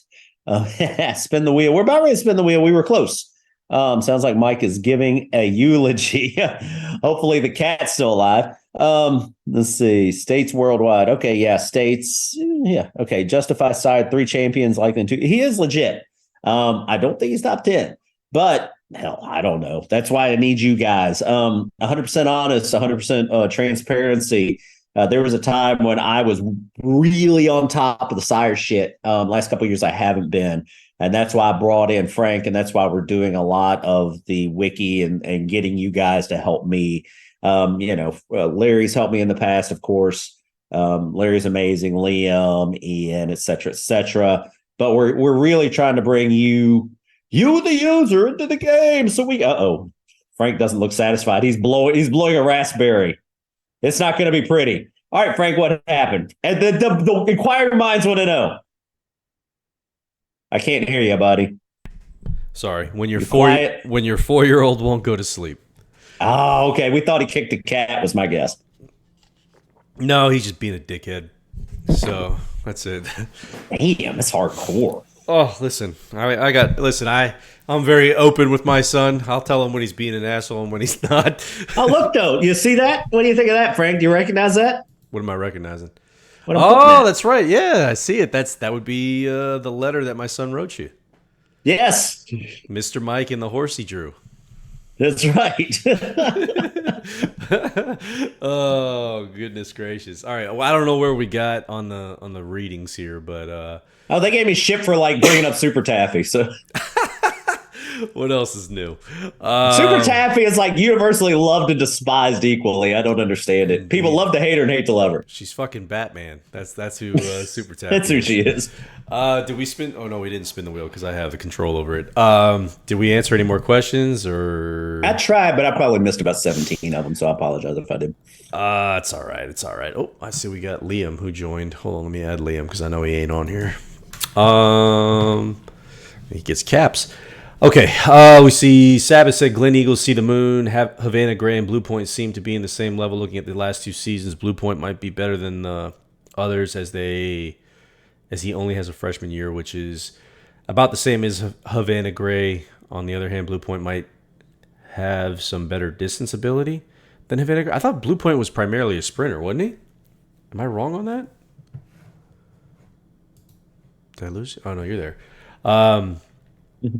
Where's this poll? What poll? What poll are we talking about, Bazals? This was the Wikipedia that I had posted. In Slack, I think I pinned it in here, although I don't see it pinned anymore. We got S. Remmel who says, good Magic and Blue Point, very high. What about Into Mischief? What about Into Mischief? I'm curious to hear. I would love to hear what folks think about Into Mischief because He's rated pretty well. I would say he's equal to Tappet. Pretty close, if not. We'll just put it that way. Did I give too much away? Probably not. I mean, it doesn't really matter because Tappet's not even the best sire in the game. So there you go. He's not. But of course, I think the best sire I have rated in the game is a sire that's no longer able to sire anymore. Anyway, so no, there's probably a good chunk of DS, DDS that are higher than Tappet. So yeah. Let's rephrase that. Not a good chunk, but there's a handful. There's a good chunk. It depends on what your definition of a good chunk is. See, this is what we were talking about. Like his idea of a good chunk is my idea of a handful. What Justify should go up? He is rocking it. Well, and again, so I want to point something out, right? Like I'm gonna point out. I got to use the bathroom, but I'll be back. Have at it. So what I want to point out is that we have Justify at a certain point right now, but you all think he should be lower than where we have him. That's the point that I'm making. It's not that it doesn't mean that he's gonna get lowered, but that's the point that we're making is that the players, like a lot of the time we get a lot of flack for, oh, this sire's not high enough, this sire's not high enough, this sire's too low, what have you. But even in the case of Justify, where we have him higher than most folks think he should be, you guys think we should decrease him. I was actually talking about Quality Road earlier in the Slack chat. Some folks thought that we should decrease Quality Road based on where we have him. I mean, that's a $200,000 sire. So go figure. Let's see.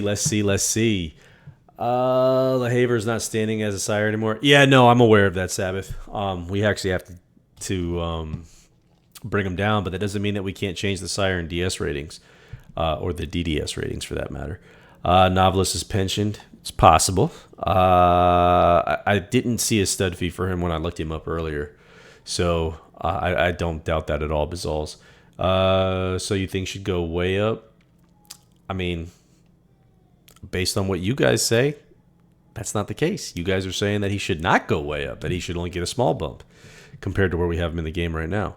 The factor should go up. I agree, but folks don't have a high rating on him. I've not got to So You Think yet, but I have him top 50. I'm pretty sure we have him somewhere up there. Again, he's got a $95,000 or $99,000 stud fee. I forget what it is. It's somewhere up in the 90s, though. Also think Twirling Candy should go up. I agree. I literally suggested Twirling Candy to go up because he was not that he's rated low now, because he's not, but he should be up there with he should be up there. I'll put it that way. Padre, do not let the inmates run the asylum. Too many downvotes. If you think a sire is overrated, don't use him. Laughing my fucking ass off. No, I agree. So I want to put this out there too, right? Is that we're not just blindly downgrading things or upgrading things or anything like that. Like, if there is a big enough discrepancy, we are doing our due diligence and looking. Like, so for example, some folks said Quality Road should be knocked down. We're not knocking Quality Road down. If anything, I think, at least from my perspective, from what I've seen, I think he's a little bit too low. But at the end of the day, you know, we do value what everybody says, right? Like, you guys do have a voice on this. It's just not the final voice, right? Because we have to keep everything in perspective as far as like how it applies to the game. So, and not only that, I mean, like, you know, everybody. I mean, you know, there's been voices, you know, that say this side should go up versus this side should go down. You know, somebody has to be the final moderator on who's the right voice. So, and that's kind of like what we try to do. Cashborn says the poll they took was just pointing to dropping the rating on Justifier. Frank was just looking at the results, but we cannot see. Oh yeah, so I was looking at the wiki, right? So if you filled out the wiki, if you filled out the sire global percentage on the wiki, that's what I was looking at. So if you filled that in, and you filled it in for the sire list that I dropped in the chat earlier, and I'll drop it again just so you guys have it. But if you want to fill this out, feel free. Fill out the wiki on any sire, any sire, not even just these 30, any sire. I mean, we got stuff. We got requests on DSs and DDSs that are probably going to get upgrades and downgrades based on what folks say. So yeah, again, it's my son's being such a pain in the ass right now. Sorry. I don't know if you guys can catch. I don't know if you're catching him over the microphone, but I can hear him through my headphones, so I imagine you are. But yeah, he's but as far as like the sires and the ratings and the wiki is concerned, like the more you guys drop into the wiki, the more it helps us aggregate the rating and get the rating in a much, much better place in terms of like where we think it should be and where you think it should be. So it's a fine balance. Let's see. Docman asked, as sires get bumped up, do we get credit for recognizing they will be great sires? I'll tell you what, if you come in the chat and you say, hey, I thought he should be better, I'll tell you, great job. You know what? And there may be, and we were talking about this. Yeah, even before we went live, is what I would love to do is give people badges of some sort. Again, not until the rewrite of the game, people. Not until Sledge 4 gets his magic done and we get far enough along. Yeah. But there is a universe that exists where you guys doing this stuff gives you guys like a badge. It gives you guys some sort of notability in the game. You love your badges, and I think they're cool as shit too. But the other thing is maybe it gets you bonus coupons to get like discounts on, you rate enough horses, especially if like you do well enough, et cetera, then, maybe you guys get like a, 20% off coupon or something, just, off of the sire breedings or something for that sire, something weird like that. I'm not against doing it. But again, this was like pie in the sky down the road. Yeah, we both had full-time jobs, and but it I've is got a part-time job right now, but it's practically a full-time job. I got a part-time contract. It's supposed to be working 20 hours a week, and I'm working like 35 hours a week. So. I have a full-time job. I'm working 10 hours a week.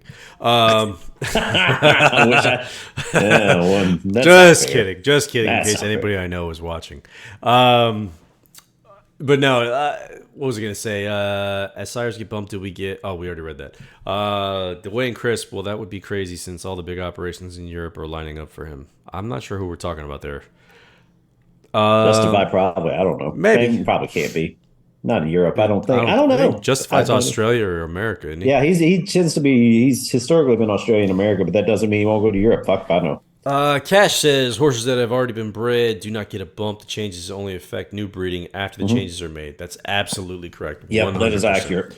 Lucky Rabbi said, "Did he miss Cantharos?" I did not miss Cantharos. He's. You guys thought he should be upgraded, not by much, but you thought he should be upgraded. And maybe we didn't say, but whatever. Either way. Yep. So I know we were going to spin the wheel. So we got VK Yeah, Stables. spin the wheel. Hold on, let me make sure I'm caught up here. VK Stables, JD, which is Great White. JD Trot is Great White. Rock me, rock me, rock me, rock me through the night. Icewind, who's Sea Cadet. I'm gonna have to update this list here. Wrathbeard, I'm pretty sure I got. Did I not get you, Wrathbeard? Good news is alphabetical order, baby. Just clean and clean. And we got Kimuggle, so who's here. fresh and so clean. Indeed. And if y'all didn't get a chance, please read Kim's story on the BTB. Kim had a fantastic story about himself, and it's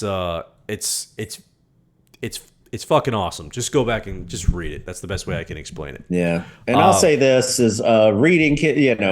And I think I mentioned this in the stream. And I think you guys think I'm full of shit when I say this. I do feel humbled that, and I know this sounds like I'm not that important, but I feel very lucky that I've written something that a lot of people love, and it means a lot to some people. And to be able to offer that, I mean, that's why I do it. It's the people that really love this game and really have been here for 20 some years. I had no idea that this shit wouldn't exist 25 years later. I won't say it was a fleeting fancy, but it was me just kind of like dicking around. And 25 years later, I'm sitting here, making new friends all the time. And Kim's story, reading Kim's story makes me feel like makes me feel good, like good people. So. Oh, I just got a text from King Abs. King Abs, you are not on the wheel as far as I can tell. King Abs. Absolutely not true. You're on the wheel now, sir. Let's see. So King Abs got that direct hotline to me. Let's see. Spin says Justify sired 3 champions likely in 2023. He's legit. Maybe. Yeah. Maybe. No, I'm just kidding.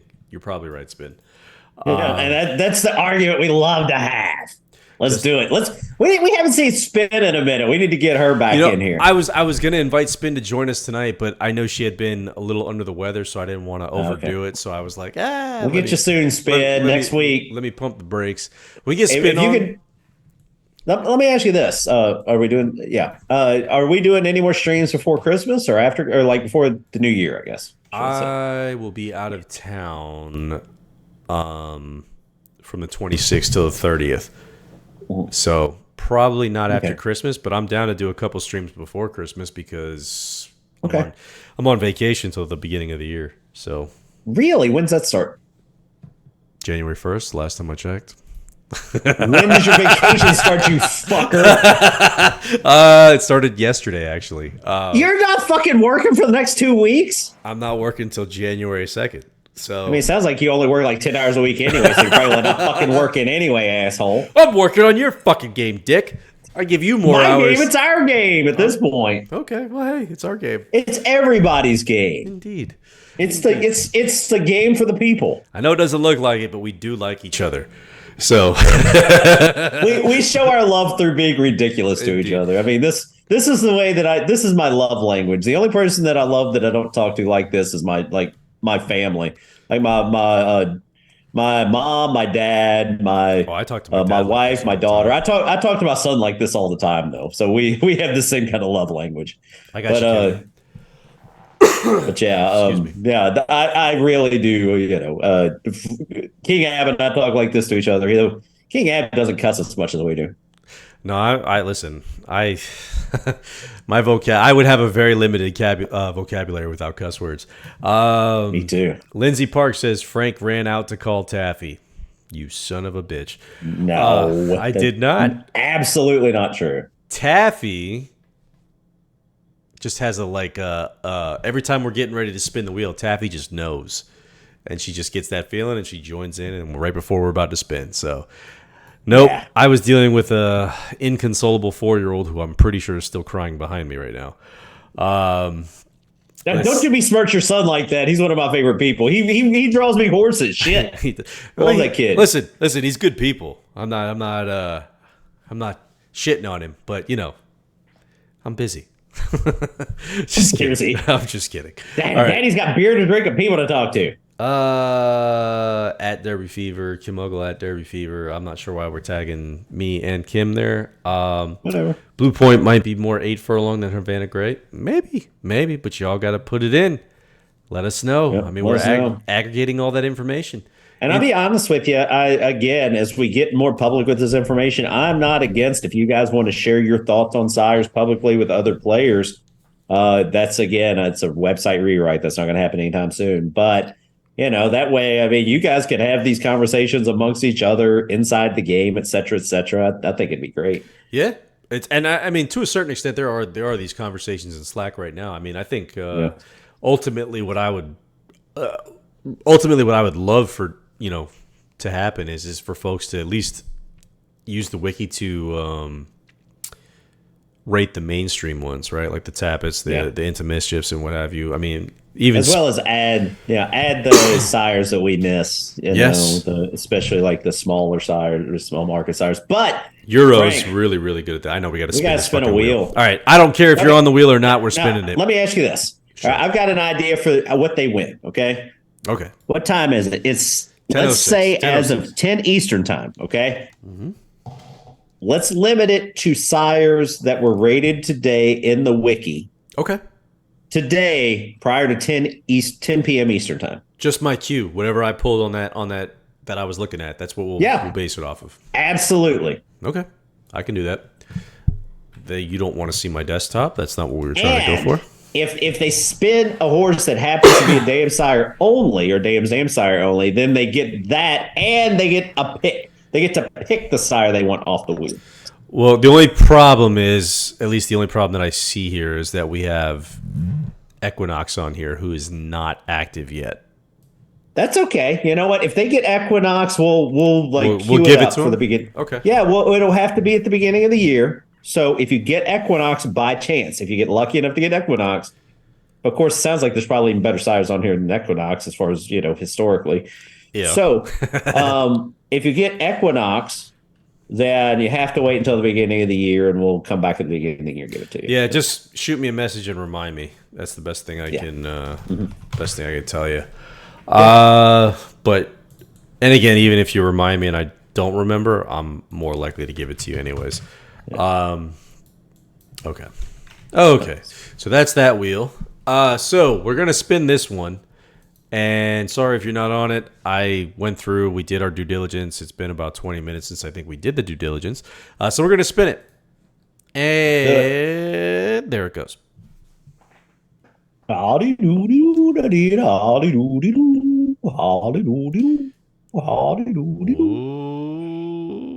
anybody that doesn't know, and I think I mentioned this 100 times, that's The Price is Right, like Mountaineer guy. Who's this going to? The Mike Spinneroonie wheel. So slow. I kind of love it being slow. Jono.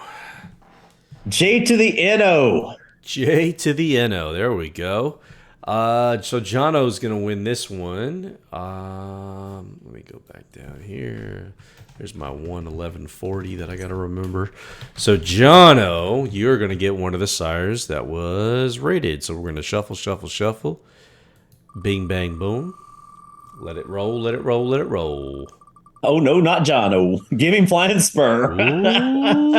If he would have rated Flying Spur, he could have got him a share. You know what? If you'd have rated Flying Spur, we'd have given you a sire share. But alas. Indeed, you got Army Mule. So congratulations, Jono. Yeah. And my recommendation, hold off. Hold off. On breeding him. Getting a bump.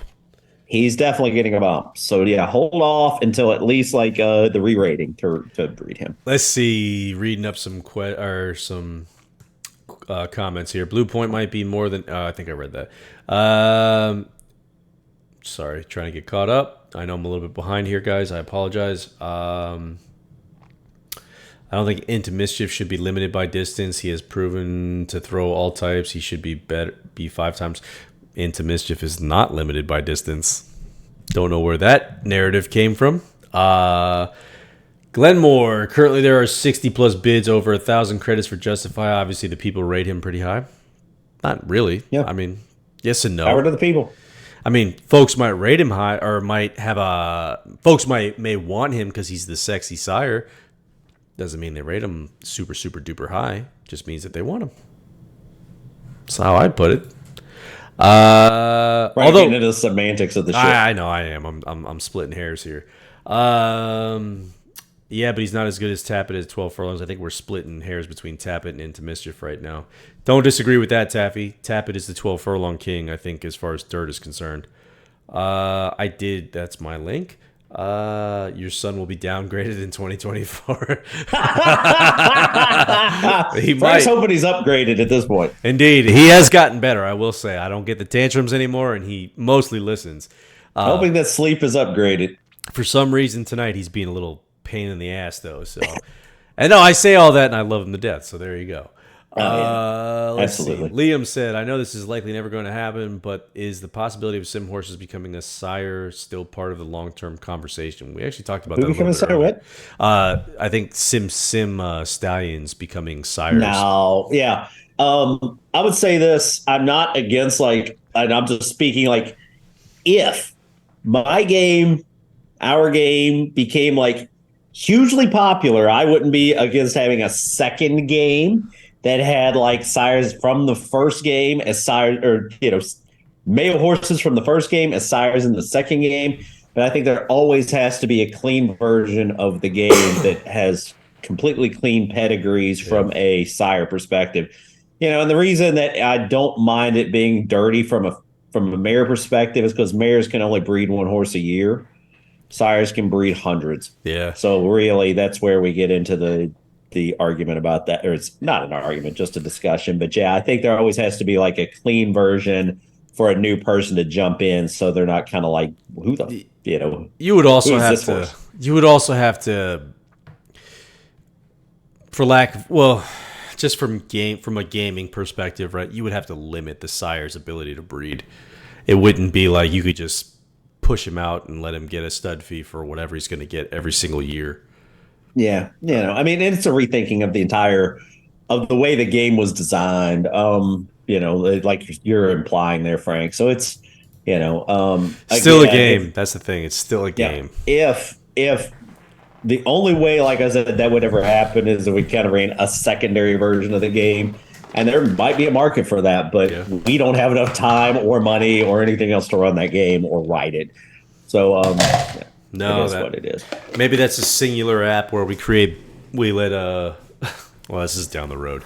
It's way down the road. If NFTs were still hot as shit, we'd just make an NFT game and sell NFTs for the stallions in a new game and fucking use the same logic and make a bunch of money selling a whole bunch of fucking fake,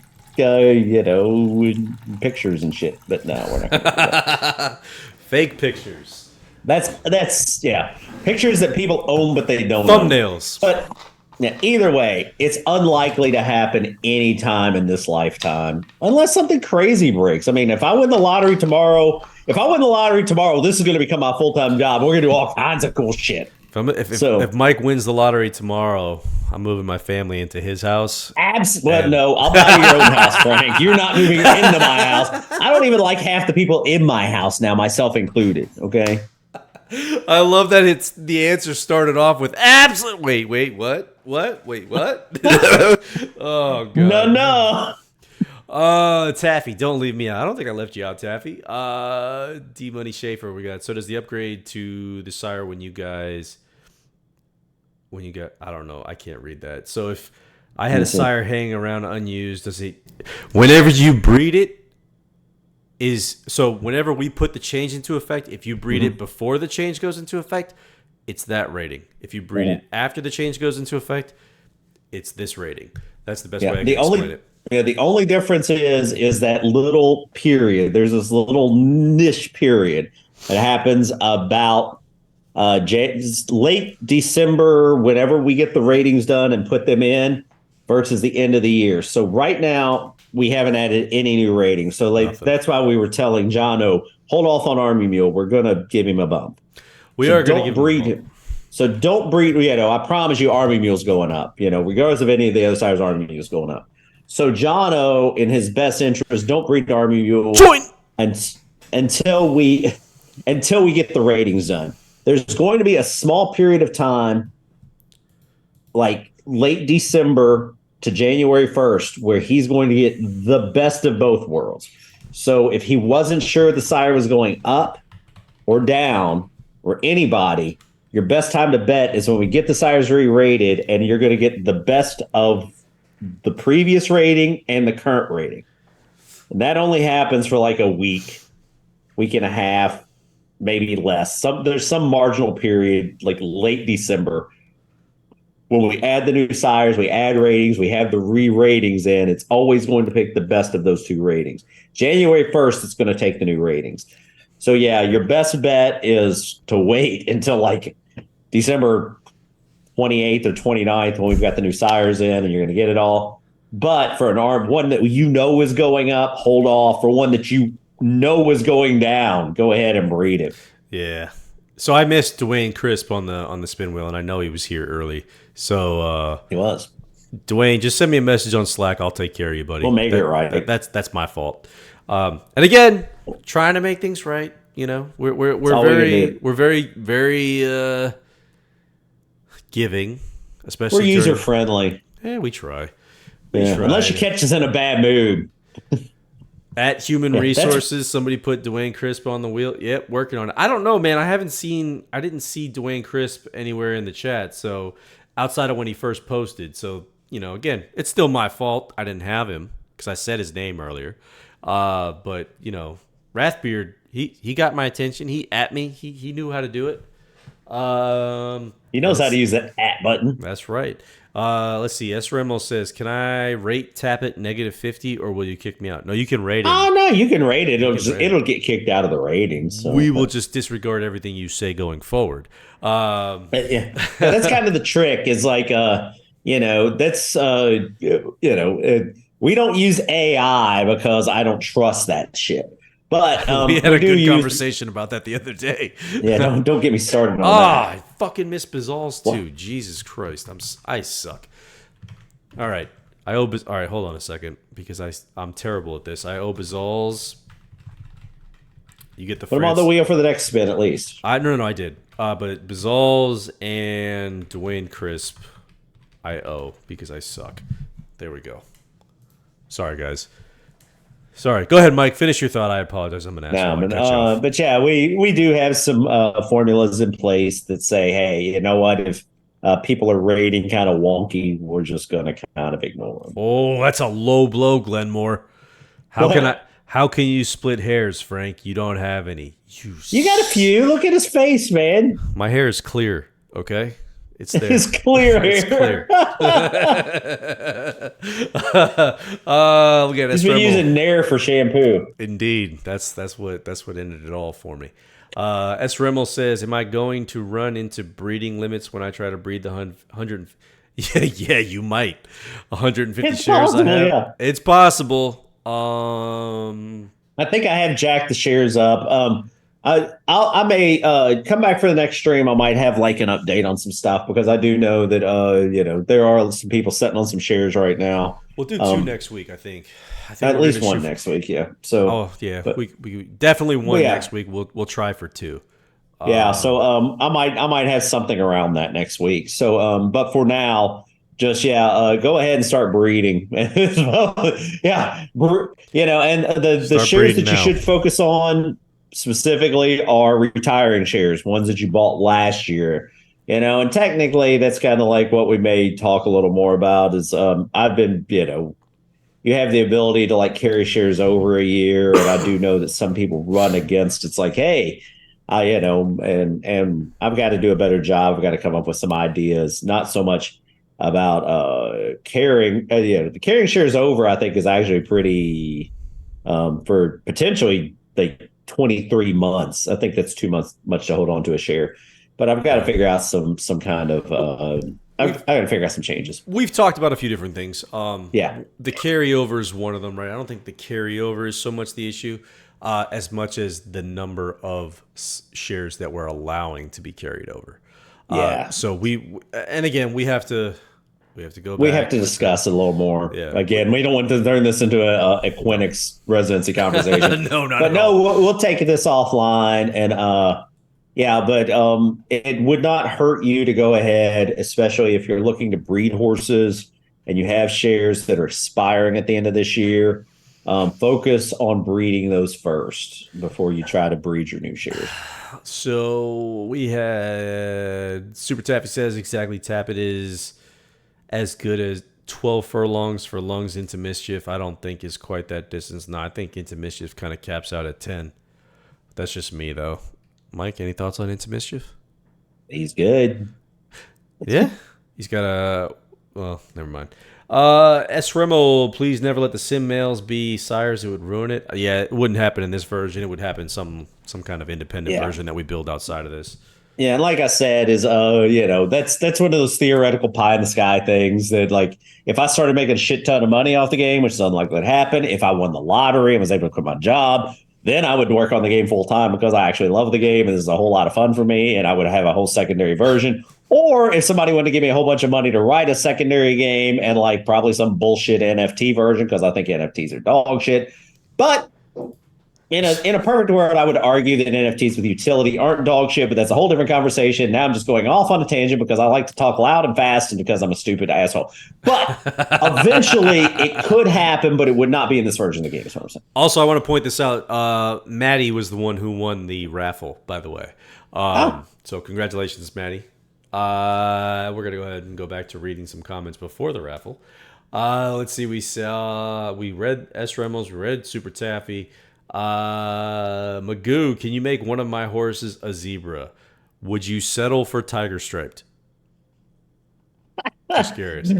sure. You know what? The thing is, technically speaking, and we don't have this in the game, but I think the viewer is written to where we can add new like skins for the horses if somebody knew how to skin Unity horses. Because I specifically asked, and this was asked in an old version of the game because somebody wanted a Palomino horse. And again, the Palomino was one with Puchel and Gooey that we talked about and, in a recent stream where I couldn't remember what Palomino because I'm old and stupid.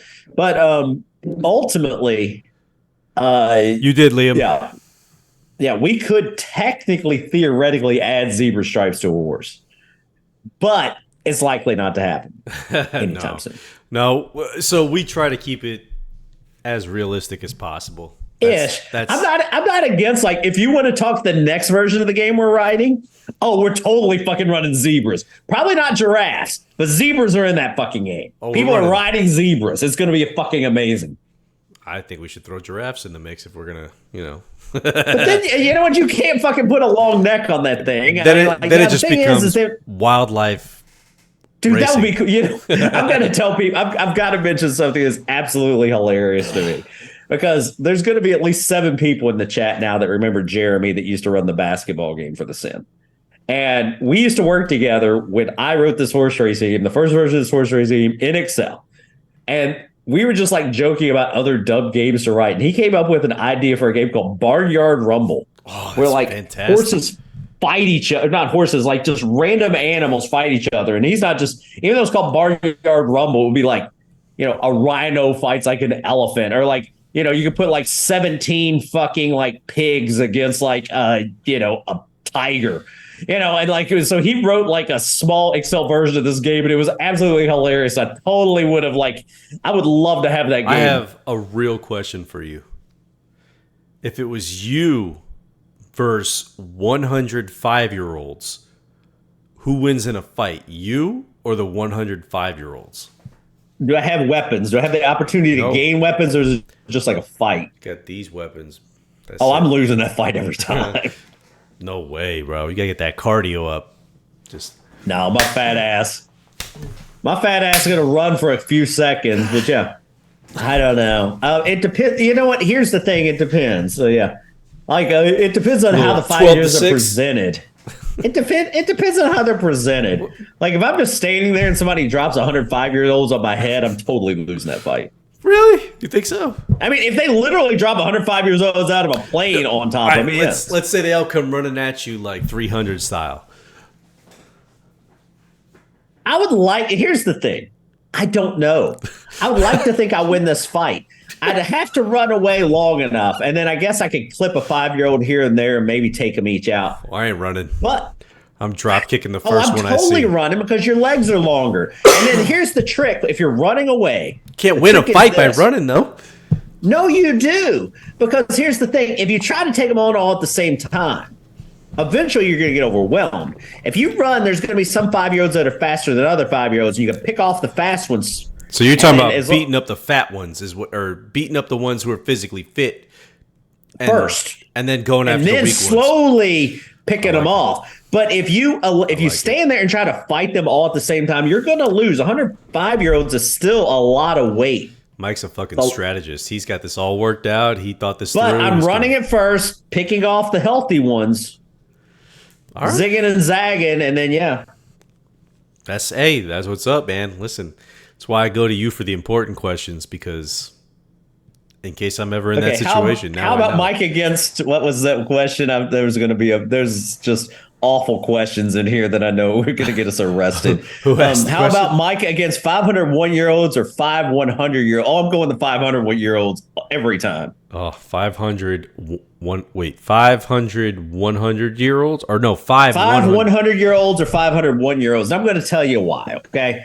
I could totally beat up 501-year-olds because they can't fight. However, they still have their best life to live. 100-year-olds, you've already lived a long time, man. So that listen. So now you got the conscience. You know, the 1-year-olds are weighing on Mike's conscience. Like, what if this is the future? You know, what if there's a president in this bunch of 501-year-olds? Now we got questions that need answering. So. Oh God! Why are we talking about killing 5-year-olds? We're not talking about killing 5-year-olds. We're talking about beating. We're just talking about, like, there's no killing involved here. No. I said who would win in a fight. Nobody's slaughtering 5-year-olds. Everybody's going home. Our stream is totally going to get canceled now. Oh yeah, no, we're getting. Yeah, they're going to take us down. No, we're just talking. It's a theoretical conversation. It's an exercise in stupidity. That was perfect right there. Smartest thing said all night. Exercise and stupidity. Let's see. King Abs, the last hour of these chats get out of hand. They sure do. A little bit. It happens. Well, listen, we could start drinking ahead of time and make sure the first hour gets out of hand. If that absolutely not. That's not going to be good for anybody. We saw what happened when I drink too much. I literally, by the end of the day, I'm like, I'm drunk, I'm done. Listen, so I'm not a fun drunk. I'm like the tired drunk. I just want to go to bed. You had to bail me out once too, so there we go. Sounds like you were a little surly too. Who? You. I do get a little. I get a little aggressive, that's for sure. Yeah, I think the night you were getting drunk, you're getting a little surly. I was like, I got to cut Frank off. Sure do. Listen, I've been in my fair share of bar fights as much as I don't want to admit that. I learned that I wasn't good at bar fights, so I stopped being that aggressive guy. I wouldn't say I'm good at them. But yeah, I've been in them. Let's see. Do we have any more horse racing questions? We can spin more wheels. Let's give him a couple more spins. We definitely got to spin some wheels. Let's make sure everybody's on the wheel. Let's do one more round. All right. Let's do the clean sort, and then we're going to go through. Right. And please listen. If you're on the wheel. Use your listening ears. And also, not only listen, look at the list, because you're going to see the list. It's in alphabetical order. So if your master stable name is like kind of where you expect it to be, then that's great. That's helpful. Listen, if I get through the A's and you don't hear your name, you know I missed you. So at DerbyFever and drop your name in the chat, and I will try to get to you. Excuse me. We got Amir, At the Wire, Baggio, Beer Keg, Bizals, Chips for You to See, Croft, Dennis Schaefer, Dockman, Dwayne Crisp, Dunville, FL Rancho, Gurkey, Glenmore, Great White, Iron Mike, John O, J. Rodney G, Cash Barn, Kim Muggle, King Abs, Laudro, L. Bailey, Lindsey Park, Lucky Rabbi, Magoo 2912, Mighty Forgo, MTK, Next Bonus, OA Hack, Padre Bry, Punter, Sabbath, Scooby, Sea Cadet, Shag, Smithy, Spin, Squirrel, S. Remmel, Super Taffy, 10 Point, VK, Wrathbeard. We're good. Did we get King Ab? Did we get Bazals? And did we get Dwayne Crisp? I got all three of them. Okay, just double checking. Is anyone missing that you know of out there in the Twitter chat? Liam says he's not there. Oh, you know what? I'm an idiot. I added Liam to the notepad. I didn't add him to the list. See, this is why we do it. This is why we do it. Good job, Liam. Thanks for catching it, buddy. This is why we do it. Sabbath. The section with Super Taffy is a lot bigger than other sections. Mike coded it that way. It's the best I can tell you. Well, if you notice, the nice thing is technically speaking, this is all an MD5, which means once we spin the wheel, you're going to see like an MD5 code that comes up. And this is exactly why we did this, because it doesn't really matter how big the section is on the spin wheel. The MD5 is the final say. So I dropped a raffle in, by the way. I don't care. You do. I know you don't care. Listen, I've been giving shit away for free for God knows how long. I mean, for the last year, pretty much. Yeah, I mean, you know what? But I love it. You know, I am. We're here for it. I hope you guys realize that I love you guys, man. Indeed, Mike does love you guys. I'm going to spin the wheel while you guys hit join. Mm-hmm. Oh, we got Sabbath who won. Sabbath won on the joint. He did. He won on the joint. Nice job, Sabbath. Congratulations. I intentionally spelled your name wrong. And we got the wheel spinning. There's the JavaScript hash, so I promise you can use the JavaScript hash to determine if we lied. Again, that's the whole reason why we wrote this. And I will say, Dennis this Schaefer, wheel does seem to throw off more random winners than the other wheel. Would you agree with that? I would 100% agree with that. Our algorithm is better than the other one. That's for sure. And not only is it better, it is like auditable. Indeed. No one will have a lower SHA-256. I call it an MD5 wheel, but it's technically a SHA-256 wheel. No one will have a lower SHA-256 than Dennis Schaefer. Indeed. Can't be done. So unless I screwed up the code, which you could. Right now we owe Sabbath, Dennis Schaefer, Bazals, Dwayne Crisp, and Chips, which is Maddie. We owe everybody we owe these five guys a sire share. So I'm gonna spin the sire wheel 5 times. And this is the sire wheel of the rated sires from tonight.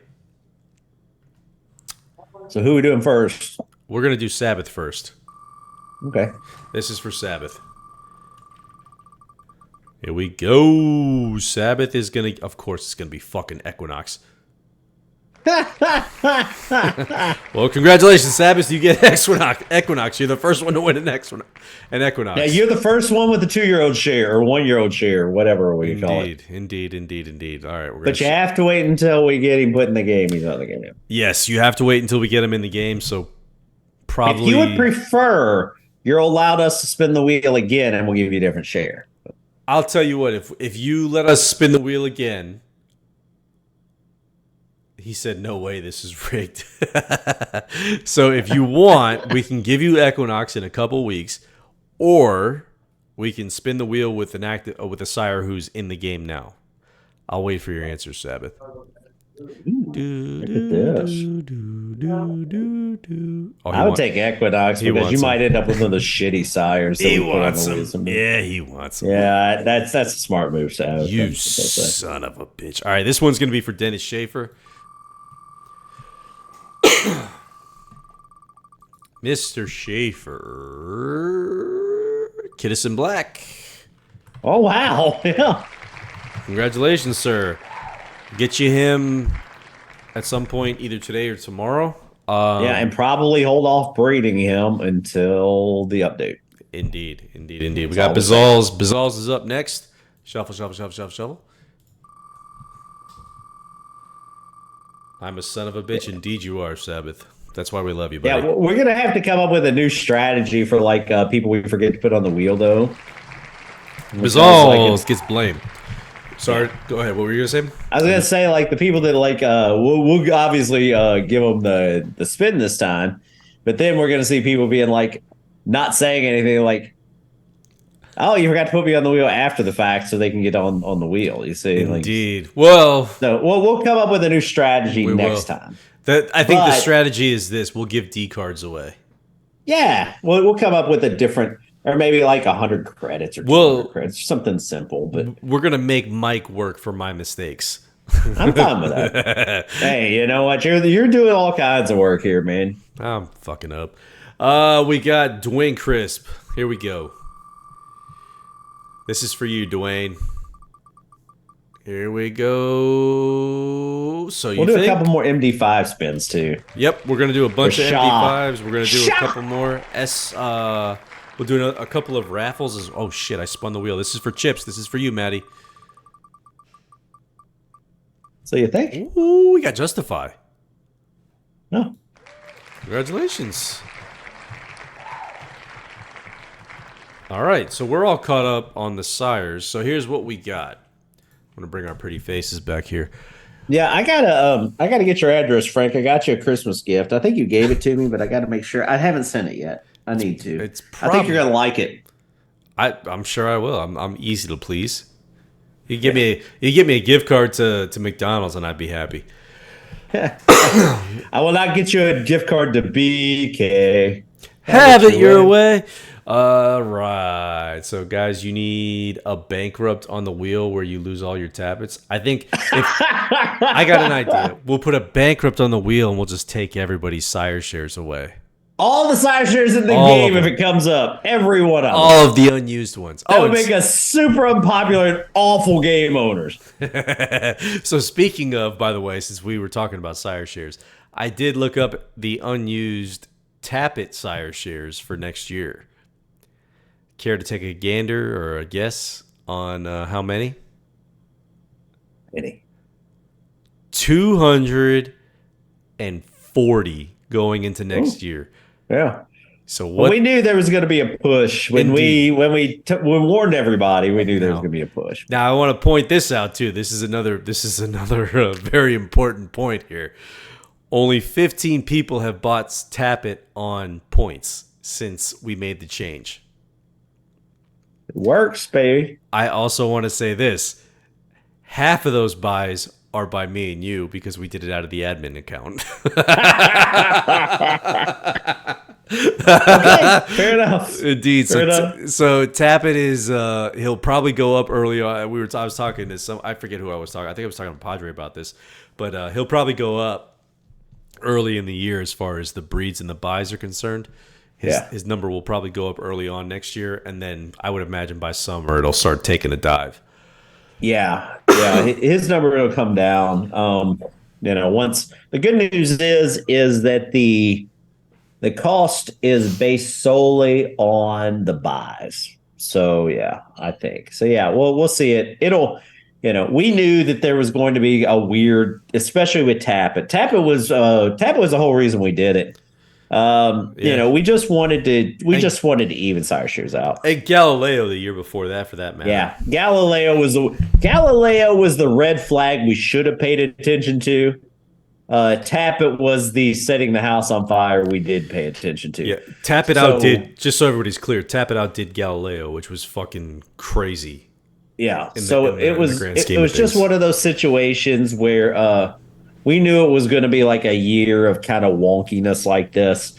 The good news is that all kinds of people are ending up with a whole lot better sire shares for a lot cheaper than they used to get. Mm-hmm. So the game is very, very balanced. I would say it's getting more balanced. The big winner out of all this so far has probably been Curlin. I think people have bought Curlin at a higher rate. Since we implemented the change, so yeah, and his shares, of course, is going up, and as it does, more people are going to, if it gets up too high, people will look elsewhere. So it's it's kind of a self-fulfilling, you know. I mean, it's fair pricing, you know. Yeah, It's it's a free market. supply and demand. What'd you say? Free market. I was hoping you were doing like it's free real estate, but no. No, no, no, no, no. Oh, by the way, that guy, and I know I mentioned this show in this stream before. That guy is a character named Rodney LaMonca in a show called Killing It on Paramount Plus. One of the funniest shows I've ever seen. If you haven't seen Killing It, if you have, or no, Peacock. If you have Peacock. Peacock and you haven't seen Killing It, please go watch it. It's absolutely hilarious. And the guy that does the free real estate meme, I he was watched. on. I watched a movie with my wife the other night on Netflix called No Hard Feelings Okay. with Jennifer Lawrence. Pretty Okay. funny movie. Pretty interesting. If you're, it's like it's not. It's kind of a rom com, but not a rom com because Okay. it doesn't end up the way you think it would. But funny movie if anybody's interested. Um, let's see. Also, a new show on HBO is not great, but it's actually not too bad called Bookie. If you're like Yep. looking for like a 30-minute show to watch, it's kind of fun. Always. Who's going to see this is to the wrestling group. Who's going to see Iron Claw on the 22nd? Oh, I won't see it on 22nd, but I'll see it. I'm going to see it. I'm seeing it day one. I'm seeing it day one. I got to call my brother-in-law he's a diehard wrestling fan. All right. I'm getting out there and we're gonna make an evening out of it. Okay. So Yeah. that's my get away from normal life. Get activity. away from Mike and you guys in the horse racing game. No, I'll probably still check. I'll still check my messages. Well, the thing is like Frank fucking texts me all day, every day. He's I like, know. he'll be like, I'm getting away. He's like, I'll be out of the pocket or whatever. And like 30 minutes later, he's like, I got an email. I'm in the Slack chat. Yeah. And somebody's asking a question. I'm like, fucking take a break, son. It's funny too because I'll text Mike and I'll be like, "Oh, I'm gonna get out of pocket for 30 minutes." And then I'll be like, "I don't want to text him because I feel like I'm annoying the living shit out of him." And well, whatever. Fuck it. Here, Mike. Fuck. Here it is. Here it is, Mike. This is what's going on today. Everything's on fire as usual, and that's usually my fault. So. No. It's just bullshittery, stupid tech stuff that comes up every now and then. Spinning the wheel, by the way. So someone's Spin it. gonna win. Someone's gonna win. Someone's gonna win. Who's gonna win? Absolutely. Who's it going to be? Maddie wants you to sing the Bee Gees. Which song? Huh? That's not the Bee Gees, is it? That is the Smeegees. Staying Alive is Bee Gees? Yes. Oh, I'm too drunk then. Sing it, Mike. Stay alive. Stay alive. Get it. Stay alive. Lindsay I can't Park. hit any falsetto. Lindsay There's Park. a time I could actually hit a falsetto. I can't do it anymore. I usually hit them when I get kicked in the nuts. So there we go. Lindsay Park wins that. We're going to spin the wheel for Lindsay. We want to do the rated ones, or do we want to do the overall? I think we do the rated ones. Let's stick with them. That's what they wanted to rate. So we'll give them. Give the people what they wanted. Well, to be fair, they didn't want to rate these. These are just the ones that I picked. But you know what? Most of these are interesting size. I mean, most of them are pretty decent. I would argue that all of them are pretty good. Twirling Candy. Here we go. That's not bad. Yeah. So if you get this share, breed it soon because we may take Twirling Candy down because the people demand it. Or we might take him up because Rob told Frank to bring him up. Oh, if Rob told Frank to bring you up, yeah, this could be a push. So you know what? I would say this. It's not pointless to ask real questions. Whoever said that. Once more, is Medaglia d'Oro still a top-rated sire? Yes. He's Absolutely. pretty high. See, here's the thing, guys. If you don't at DerbyFever, I can't see it. So I don't know that you're adding us. That's the thing. If you at DerbyFever and ask a question, then I'll see the question. So it's not that we're ignoring we do have 40-some people at 39 now. It's tough. And it's 39, that's it. Close up shop. We're calling it a night. No, I'm just kidding. Yeah, now I can say from from having to answer emails, and I know I've missed emails in the past and things. It's tough, you get a lot of things coming at you fast and furious, and we want to answer everything and we're gonna miss shit. So yeah, it doesn't hurt, especially if you have a specific question, is definitely MDO. where to go. So MDO, top sire, still 100% agree with that. Mike, do you agree with it? He's definitely very highly rated in the game. Yes. There you go. There you go, ladies and gentlemen. At Derby Fever, if you have a question, if you at Derby Fever us, we will 100% see your, well, maybe not 100%, 90, maybe 85-ish% we'll see your question if we're not too shit-faced, especially me. Yeah. No. Well, anytime, I can promise you, especially on the stream. I mean, we try to make sure we get everything in email anyway, and I'm 100% guilty of missing a whole bunch of shit. But in the stream, we promise if you put it in the stream, we want to see it because this is like completely public. So yeah, if we fucking miss it, if we continue to ignore it, then we're not gonna be that guy. Liam has a short story for us. He says, all right, what is it, Liam? He's working from home today, and his 2 kids are running riot. His wife came in and asked if he could help a minute or two. I said, I can't. I'm sorry. I'm working. Meanwhile, she heard Mike singing the Bee Gees and called bullshit on him. Oh, shit. I'm sorry. Fucking fantastic. I love it, man. I love it. Oh, I'm working. I'm working. I love this game. Are we having a Grays race night? No, man. We're probably never having a Grays race night because neither one of us want to code that nonsense. Let's see. One day, you know what? The nice thing is, technically speaking, if someone wanted to go through the trouble of having a password protected race and giving it only to people that that are going to put Grays in the race, then we can have a Grays only race. Yeah, but we'd have to trust y'all. Yeah. That's the thing. And we will put in better, just to let everybody know, and this is something that's been asked. It was actually in the old version of the game that is not in the new version of the game, where we had a horse-specific passwords. That'll come back with the new version of the game. It's just not in this version of the game. Yes. But horse-specific passwords will exist, and then we can do a gray-only race and guarantee it's going to be a gray-only race. Indeed. We just got to work it out as far as the Python is concerned.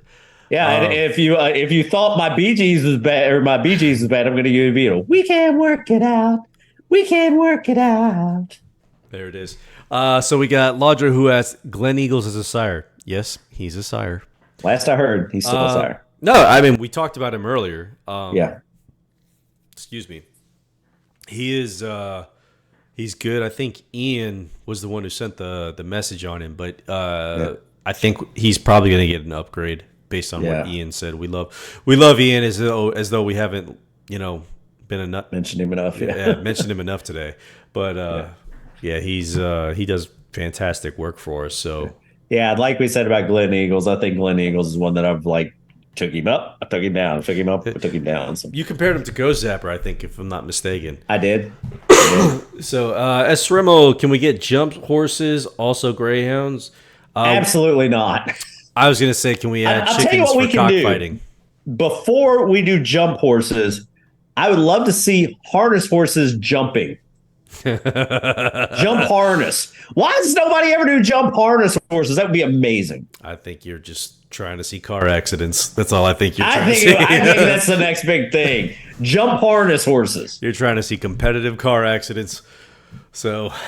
Oh, you know what? Here's the trick, though. Instead of having them actually jump, you give the horse and the buggy a ramp over the, you give them a ramp over the fence. Liam says, Mike has the voice of an angel. You two remind me of Dale Doback and Brennan Huff on Step Brothers, the movie. Of Step Brothers, the movie. Oh, that is the biggest compliment ever. And that Mike cuts deep. I don't know if that's a compliment, but I don't think that's a compliment, Frank. I love it. Mike has the voice of a bluebird, so the man can sing. Let's see. Can we get? We already read that. Let's see. Read that. Eliza. That was from Chips. Chariot races. Yep, those will be next. We're going to let you guys shoot arrows at each other, too. Did you touch my drum? All these other versions of the game in other universes, we get a bunch of money. We're going to have 17 different races. We'll have cockfighting. We'll have barnyard rumble. We'll have chariot races. We're going to have trotters jumping over fences with ramps. It's literally going to be like Stefan on Saturday Night Live. They had everything. They had ramps with no harness horses jumping. We're gonna get shut down. Is what's gonna end up happening. Stefan's amazing. I love Stefan. I'm just saying. Bill Hader is hilarious. Fucking awesome. Yeah, and if you haven't seen Barry, one of the best shows in television history. I watched last season was a little overrated. I thought it was a little wonky, but everything up until last season got a little off the rails. What you need to do is make that Barnyard Rumble an app because I bet that would go crazy. Yeah. Oh, it would absolutely go crazy. Jeremy was a G. Jeremy's still smartest guy I've ever met in my life. The problem is that none of us have well, not none of us, but we just suck at GUI. That's what it is. And the graphical, I could totally pay the guy that wrote the viewer to write that fucking thing. Just fucking chickens and cows. Oh, and fucking just horses throw all fighting. kinds of random animals in a fucking barn and let them fight. It's amazing. Magoo says we gotta have best game ever. Magoo says we gotta have jumps racing. I don't think we're gonna have jumps racing. It's probably not gonna happen. That's an entirely different racing engine. Yeah. So Yeah, I mean, literally, I'll tell you who you need to talk to is Ian, because Ian loves to talk about the jump horses when he rates. Because he'll send us, and he is very diligent about his ratings. It's so funny because he'd be like, "This is a jump horse." It's like this, He's like, it's not going to get any breeding like with any real thoroughbred that like runs on tracks, but he's going to be successful at the jumps. So there are guys who like give us information about sires and whatnot, and then there's Ian. Ian's amazing. Like, I know we've talked about him a lot today, but he does it next level. Laudro says, as a kid, was taken to Pompano for quarter horses. Dude, I used to go to Pompano for quarter horses. Yeah. I actually hit a pick six for Breeders' Cup at Pompano one day. There was an old track. Go ahead. Sorry. I was gonna say I had to get shuffled out like what's his name? Charlie and the Willy Wonka when I won. It was like this dude he was like, "Oh, you got the winning ticket," and they like carried me out as I was holding it up. It was fucking wild. I think you're imagining this. No. It was like that ticket could have been worth more than $37. Oh, it wasn't much. It was like I forget what it was. It was a shitty pick six. It ended up being like $1,000 or something like that. That's pretty good, especially for the it paid for me. Considering what I dropped in on it, it paid like 2 to 1, I think, is what it was. Okay. So it was money. Yeah, money's money, man. But I used to not often, but at least a couple times when I was like, and this was like I had to be younger than 9 because I used to live really close to the old Louisville Downs, which is a sports spectrum that's turned into something different. But if you guys have been in Louisville, there's a sports spectrum. It was on Poplar Level Road, blah, blah, blah. But I used to live like 2 or 3 blocks away from it. Every house I've ever lived in. But when I was a young kid, a guy that lived 2 doors or 3 doors down for us was a trotter trainer. So we would go to Louisville Downs and like it was a whole fucking mood. So, the trotters are a scam, man. Just gonna say it. I'm gonna ride fast. I'm gonna ride slow. Then I'm gonna ride fast. I'm gonna ride slow. No, I don't know. Sabbath. How do you rate jump sires? No you risk don't. At all. Well, we kind of do. There's ish. I mean, yeah, very low. They're not good. Very, very low. They're not good. Very low. What I do, I'll tell you the general consensus. I'll be 100% general consensus about a jump sire is this, and I'm going to give away a little bit of the. I'm actually going to give away a little bit of the sausage here. I'm going to give a little bit of the recipe. One second before you do that, King Dam, please put your username in game in the chat. King Dam, King DAM0. I don't know who you are. That's a new person. Congratulations! Yeah, and if you're new, if you don't play the game, join. We'd love to have you. DerbyHorseRacing.com, DerbyFever.com. We're giving away stuff, and we're having it's an all around fun party up in this bitch. We just have a good time.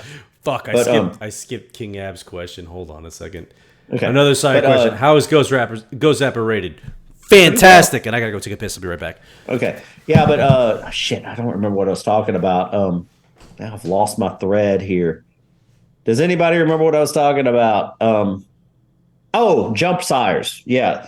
pretty much the way we rate jump sires, because they are generally not bred um, they're thoroughbreds, but generally they're not bred to race, non-jump races. Um, they don't get a lot of backing. So what happens, what I rate them is, my assumption is generally this, is they're generally too slow to be competitive thoroughbreds, but they generally have a longer pedigree. So here's a little bit of inside baseball, not Donnie baseball, inside baseball. Fuck Donnie baseball. Here's your inside baseball. That this is why you come to the streams for a little inside baseball. Is we tend to rate the jump sires poorly. Sires that tend to be bred as jump sires, we tend to rate them poorly in the game because we don't have jumps in the game. But what I tend to do is I rate them very long distance. 12 plus furlongs, usually, because most jump races are pretty long races. So the trick is that if you want the potential to get a low cost sire that has the ability to run some distance, which is usually very helpful, in those long races where you don't get a lot of competition, you might be able to pick up potentially like a low cost jump sire that can pick up some distance, maybe breed it with a cheap mare, because you can pick up those low cost jump sires at 10 credits or 25 BPs. Pick them up cheap, breed them to a mare that has some distance, maybe a mare that even has some decent pedigree. Maybe you can catch maybe you can catch lightning in a bottle and get like a long distance runner. So that's kind of a little bit of inside baseball with those jump sires, is they're tended not to be rated well, but they tend to be rated long distance and usually more turf leaning. So that's kind of the way it goes. Who won the raffle? Oh, that was shit. It was King Dam Zero.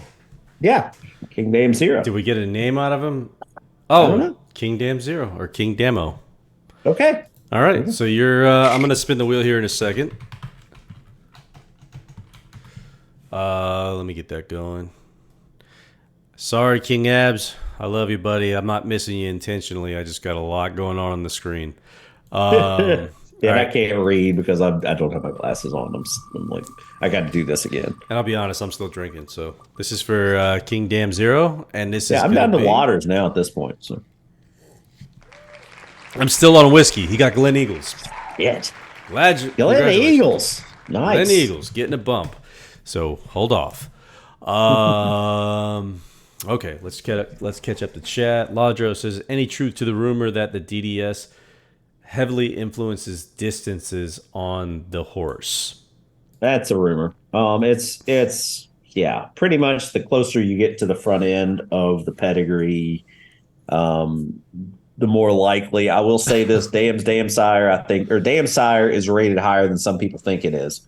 But yeah, the Dam sire definitely below the Dam sire in the sire. I just saw I missed somebody. Fuck. There we go. Ivan, you're getting added. Indeed. So just know that the more forward the sires, the more impact they have. Yeah. Best way to explain that. That was for a question from Taffy, by the way. Oh, and I think we're all caught up. Wow. Spin called me out on the King Abs question. Spin don't fuck around, man. Nope. Ben Keats is honest. I love it. Ladro says, truth is I made up that rumor to test the theory. Fair enough. Hey, you know what? It worked. It sure did. I bought into it. You know what? I'm a conspiracy theorist, man. So if for anything, like well, not for nothing, I guess is the best way I'm going to say this, but did you guys learn anything as far as like how sires are rated? You guys kind of came in on the low side for a lot of the sires, whereas we were on the higher side. Does that give any inclination of like where we are compared to where the game thinks we are? I guess is what I'm more or less asking. Yeah, I have no idea what you're saying, Frank. Well, I guess what I'm saying is like do we come in higher than what you guys anticipate? Is more or less what I'm asking. Yeah. That's fair. Listen, I already know I'm an idiot. I don't need any help. Yeah, I think it is difficult. It would be interesting. I'll tell you what would be fun. And then I'm just speaking out loud now. This is dumb shit. Again, people, don't take this away as anything gospel. I promise you, I'm just fucking speaking out loud. I'm just saying dumb shit. But yeah, it'd be fun to have like I mean, like I know, and there is a very, I understand why people believe we rate the Australian sires lower or the Japanese sires lower, but it would be interesting to see, like, if we had races specifically for, Japanese sires, like historically Japanese sires or historically Australian sires only. Like we had to breed a 3 pedigree line to get it in a race, but that way, like you force yourself to breed those. But yeah, I don't know. Now I'm just speaking out loud. I'm just stupid. No, I mean, let me not disagree with you there. We're both stupid, but at the end of the day, that's the only thing we can agree on right now. But at the end of the day, you're the smarter of the two. But it's not a bad idea, right? Like ultimately, we're trying to create new ways to play the game. We're trying to create new ways to keep folks, involved and yeah, keep the game immersive. Every year we try to add something, add something notable, at least lately. Excuse me. This year it happened to be the mayor leasing, which I think went over well. Last year, was it just last year we added the new viewer? 2 years ago, I think. 2 years ago. Okay. Yeah. That was a pretty big ad. I remember the very first race I watched on the new viewer was a grade 2 win out of an orb for that matter. Oh, wow. There you go. But yeah, I try to, historically I've tried to add something, I try to keep things up, but it has gotten the infrastructure again. I keep hating breaking fucking talking about the infrastructure.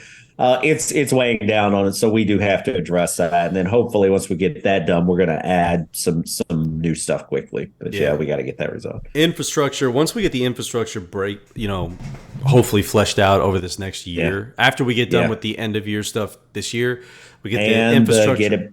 Get the shit back in the app store and probably the residencies. But yeah, the infrastructure is going to be part of that too. The infrastructure. But once we get the infrastructure done, it'll be a lot easier to add features. It'll be a lot easier to add like functional things to the website. It'll make life easier for the user in terms of like, gathering information and things of that nature. Yeah. So that's ultimately what we're hoping for. As well as you guys have noted, understandably so, that some things like some of the breeding's going a little slower right now. Yeah. You've gotten some of those errors. Again, it's all infrastructure. We're trying to get there. It takes time. We'll get there. It's my fault running big queries. Just kidding. But they work. That's the thing. Is it takes. We got shit to do. It takes time. But the important thing too, right, is, and again, not to beat a dead horse here, but and forgive the pun, but we learned, right? We learned that the way that I was doing things, probably have to do it in a local environment, get things down off of the server, because the server can't handle the amount of data that we're pushing. So yeah, Frank's too smart, man. He's breaking shit. I'm just operating in too wide of a spectrum. We got Rathbeard. He says, I always thought the tier just below elite was underrated. You'd have to expand on that for us to really know what you mean. I think I know what you're getting at, and I agree. I disagree. It's kind of a trick. It's kind of like a moving target. I mean, like, that tier under like the elite. I mean, like, it is a squishy thing. What's elite? What's not elite? We refer to the word elite, but technically, elite's just a broad term that we use. Yeah, I mean, the game technically probably makes elite sires a little, I won't say too good, but we want to make sure that they hit their benchmarks in the game, because real horse racing is a little bit more random than people think. And very random. Especially with the odds of like horses not hitting the track, or one horse being able to grossly influence, like, you get like a Derby winner, and all of a sudden, people are talking about like a horse that like nobody ever cared about being like an elite stallion potentially, and then you back off that after a year or two. But potentially. But yeah, it's the game. What I try to do is I try to make sure consistently that the top level sires in the game regardless of how they're used, are going to be pretty consistently with top level sires. If you look at historically, like the game top level sires, we're quote unquote more consistent than real horse racing year to year. If you're looking at like our 3 year olds versus real horse racing, the horses that are the best sires in the world tend to float towards the top in the game much more so than they do in real life. And the reason is because we want to make sure that those sires are better and you get the usage out of them. But real horse racing, if you look at top 20 sires some years, you'll be like, who the fuck is that sire? How did he do well? Or where's this sire that's historically done well and he doesn't? So yeah, we try to, part of that is we kind of like force a consistency with making elite sires probably a little better than they should be. We do. Just because we want the player to be happy. Right. And congratulations, 10 point. You just won an Invincible Spirit. I spun that while you were talking. Okay. But what I was going to say is more to Mike's point is we're also a game, right? Like, and we operate under values and numbers. So, yeah. We shoot for certain goals, but at the same time, we also don't want folks to abuse what those goals are, or not necessarily abuse, but we don't want them to take advantage of what those goals are either, right? Which is part of the reason why we opened up the BPs to free market. So just backing into that a little bit, it's I imagine like we were talking about earlier, Tappet probably goes up at the beginning of this year once all the breedings occur, and then later in the year he probably drops down. I would imagine the same thing for the top 5 sires, which is what by buys it would be Tappet, Frankel, Dubawi, Curlin, Flightline, if I have that right.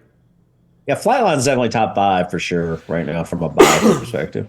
Yeah. So, but ultimately, shooting for realism, number 1, and number 2, we're trying to make the experience enjoyable for everybody. So yeah, I mean, consistency again. It's tough. Consistency is people like consistency and they don't like consistency, and it's tough. It's tough. I like Liam. Liam says Frank should be getting a fat Christmas bonus. Already got it. Thank you, Mike. Lodro says truth is a great part of the game. Truth is a great part of the game. Trying to find undervalued sires that produce well. I have a ton of Sione, who seems to be a great DS. Yeah, he's a great S as well. S. Rimmel said, "What is the app?" What was that in reference to, Mike? Probably the app being the downloadable version of the on your phone, on your mobile phone. Racing has the downloadable version. Is probably what he's talking about. Is at least what I've referred to as the app, and it may or may not be what he's referring to. But Gotcha. Taffy said there's a lot more lower ranked DS in real life, a lot more mares that throw better babies than they're breed by a lot. Yeah, I mean, I guess the short answer to that is that the S and the sire and the DS are directly linked in terms of value. So, grain of salt, right? Damn, we're still getting questions. S. Rimmel, Derby winners, I checked sires, and most were the second or third crop in the 15K range and a few other things. It made me bet Mage this year. Oh, you're talking about real life. Oh, cool, yeah. Was it Mage? Mage is the first crop, right? Is he? I don't know. I think Good Magic's a second crop. I could be. It might be a first crop. I thought he was first crop. It might be. I don't know. I might be wrong on that. But, again, back to, Mage and, or not Mage, but Good Magic and Justify. Even throughout their racing days, Justify was always a step above Mage. So it seems to be that way. I mean, they're very, very close in terms of breeding, at least with their first year. So, going forward, I would expect a bump for both of them.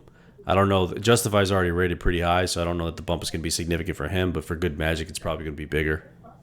Yeah. That would be my guess. Justified was one I think I like similarly. I think I rated him pretty high. I may have brought him down a smidge, and then he's ready to go back up, or he may already be back up. I don't know. He's definitely like, it's tricky.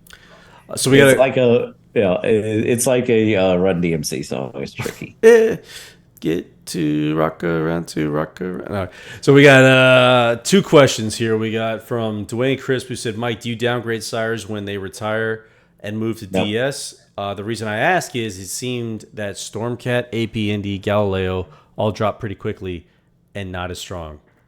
no. The main reason that they drop, if you're talking drop from a price perspective, from a ratings perspective, it is very rare. I won't say it's not unheard of, but it's pretty rare for me to change a rating once a sire is no longer standing as a sire. Because, if anything, I'm likely to take them up for some reason. If for some reason their damn sire is performing well, I would rarely like pay attention if it like started dropping. From a cost perspective, the cost perspective is pretty notable drop in the game, and that is because of the usage in the game. Most people are looking to buy sires in the game. You can pick up dam sires from if you there are dam sires in the game now that you can breed to that you couldn't before. You can also now lease, but that's historically not true. But I mean, this year now you can lease other people's mares. But dam sires, if you've been playing the game for a couple of years and you have dam sires and you're breeding to them, then you usually don't go out and buy dam sire shares for the sire shares you buy, which means that the sire shares and the dam sire shares are linked. And as such, dam sire shares are usually going to go down faster because people aren't buying them as often as they're buying sire shares. And even more so for dam sire shares, because if I recall, the way I've set it up from a pricing perspective is the sire shares X, dam sire and sire share are tied together, and the dam sire is like you have to buy like 2 or 4 to go up the same rate. So dam sire shares are usually pretty artificially depressed. So from a cost perspective, those shared costs will go down, but the value of the sire, the actual the sire's breeding quality will generally stay static. Yeah. And to support that, right? Like very, very rarely, and again, I can attest to this because I've seen the back end ratings and how Mike saves things from year to year. Very rarely does a DS get adjusted, right? Like it really takes a lot of like Scat Daddy's a good example where I think he died and everything out of him just started blowing up back in like maybe 2019, 2018, somewhere around there. Yeah. And he got a little bit of a bump. So, but yeah, I mean, just that's more or less just a comment on that. Laudro says at DerbyFever reminder, send Laudro a B share. Is that for you, Mike? What's that? Why are we sending Laudro a B share?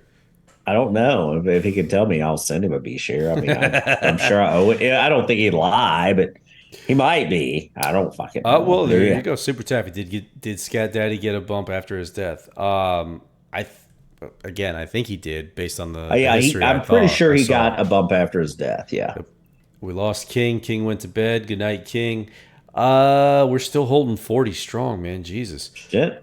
So we got a boost. Just couldn't use it for 2-year-olds. I don't think you could use it for any breeds out of Scat Daddy if it happened at the DS level. Yeah. You're stuck with a DS.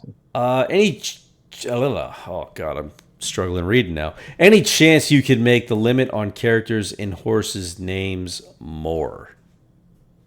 I could. It's the reason I keep it where it is like I think quote unquote, real horse racing is 18. I think I may have bumped it up to 20. It may still be 18. I don't remember. Yeah. I think it's 18 because Rob was asking for a real world or a name for a real world horse earlier on the forums. Okay. Yeah, I think 18 is like what they, real horse racing, quote unquote, United States horse racing may be different in other places. But we also did, I've seen horses like go to Australia and they'll have a different name in Australia than they had in the United States, which is kind of crazy. But, I mean, technically, like we said, this is a game. I'm really not against it. I don't want to like have like a 30, I don't want something that's like crazy long, but at the same time, I'll at least consider it. There's no reason just because that is the one thing about horse racing that kind of, yeah, there you go, joint. What keeps my fanny sometimes is that they stay a little too, they hold they hold some things too close to the vest and too close to the chest as far as historical. And this is one that, 18 letters. What's the fucking reasoning behind that? I have no idea. But I'm not against adding more. We got Jesus Christ. Sabbath won another raffle. We got Jesus Christ. That's cool. When did he join the chat? A little bit BC, I would imagine. So Sabbath won again. Congratulations, Sabbath. We're gonna go ahead and spin the wheel one more time before we get out of here. And now this is the joint, though. This had nothing to do with the MD5 wheel. So. No. This is completely independent. So this is for all the sires we rated tonight. Congratulations, Sabbath. Let's do one more MD5 spin before we go on out too. Okay. Sounds good. Sabbath is going to get Uncle Mo. Congratulations, Sabbath. Not bad. Sabbath got Equinox and Uncle Mo. But now we'll do an MD5 spin, which is fair, people. Shit. I write good shit. Watch somebody win that's already watch Sabbath win. That would be fucking perfect, wouldn't it? That would be fantastic if he did. Honestly, it's possible. I mean, it's but at least you could prove it. Then there's a provable. There's a formula. Here we go. We're spinning. Everybody's moving. We're moving. We're rolling. We're doing it. We're getting there. We're rolling. What? Sabbath is the new Taffy. I don't know if he's. Yeah. You're probably right. Sabbath is the exotic overseas attraction. FL Rancho. Here we go. All right. See, no Sabbath. No. Congratulations, Rancho. All right, so we're going to do the next sire here. Oops. Nope. Ignore that. Shuffle. And we're going to shuffle. Mike, should I shuffle again? One more time. Boom. Here we go. McLean's Music. Congratulations, Rancho. Yeah, that's not bad. No, not pretty solid. Pretty solid. Yeah, most of the sires on the wheel tonight are pretty solid. Yeah, I thought so. I thought most of what we put up there was good to be rated. Or not good to be rated, but already rated pretty good and, possibly getting a bump or a decrease, just depends. Yeah. But before we get out of here, I do want to say, please use the wiki. Use the global rating percent or sire or whatever the hell it's called. I know what it is on the back end. I don't know what it's called on the front end. Let me look at it real quick. But the more you do on the wiki, the more we're going to import it. The more you're going to have a voice. That's what we're shooting for, right? We really want the game to have the global breeding rating is what it's called. We really want you guys to have a voice. We really want you guys to really have an impact on how the sires are rated. So please rate as many as you can. And yeah, you'll see the effects in game. You will. Indeed. But yeah, again, we've got still 39 people here, which is amazing to me. Thank everyone. You guys are awesome. 46, I think, which is kind of crazy. But yeah, thank you everyone that hung around. Everyone's been here from the start. Everyone that dropped in. If you're a new person, that's awesome. We'd love to have you. I mean, we have a good time up in this bitch. The game's fun, Yeah, so I did have somebody reach out previously about potentially joining us on stream. So again, anybody who's interested, the only thing we ask is you have a camera and you talk. That's it. Yep, that's it. We're here shooting the shit. We're just a couple of fucking idiots talking. And even if you don't talk, we'll talk, and you can just sit there and look pretty. As long as if you're ugly, you can't be ugly and not talk. You can be ugly and talk. You can be pretty and not talk, but you can't be ugly and not talk. Or you could be like me. You could be ugly and just say stupid shit, and but you talk. You're into it. You get a pass for being ugly. So, but no, seriously, if you guys are interested, anybody who's interested, whether you're in Australia, you're in Europe, you're wherever, we'll try to make it work. We will definitely make it work. Australia is the hardest one, right? From a timing perspective. Yeah, I think so. Okay. But Yeah. again, if that means we have to go earlier, we have to go later, whatever it means we have to Yeah. do, we'll do it. We'll We'll make sure it happens. because we want to be all inclusive. We want folks to join. We want you guys to be a part of this, and yeah, we're just trying to have fun. That's all it really boils down to. We're like girls, man. We just want to have fun. Indeed, little Cindy Lauper. Absolutely. Mike, I'm gonna let you close this out. Anything you want to say? Same as always, man.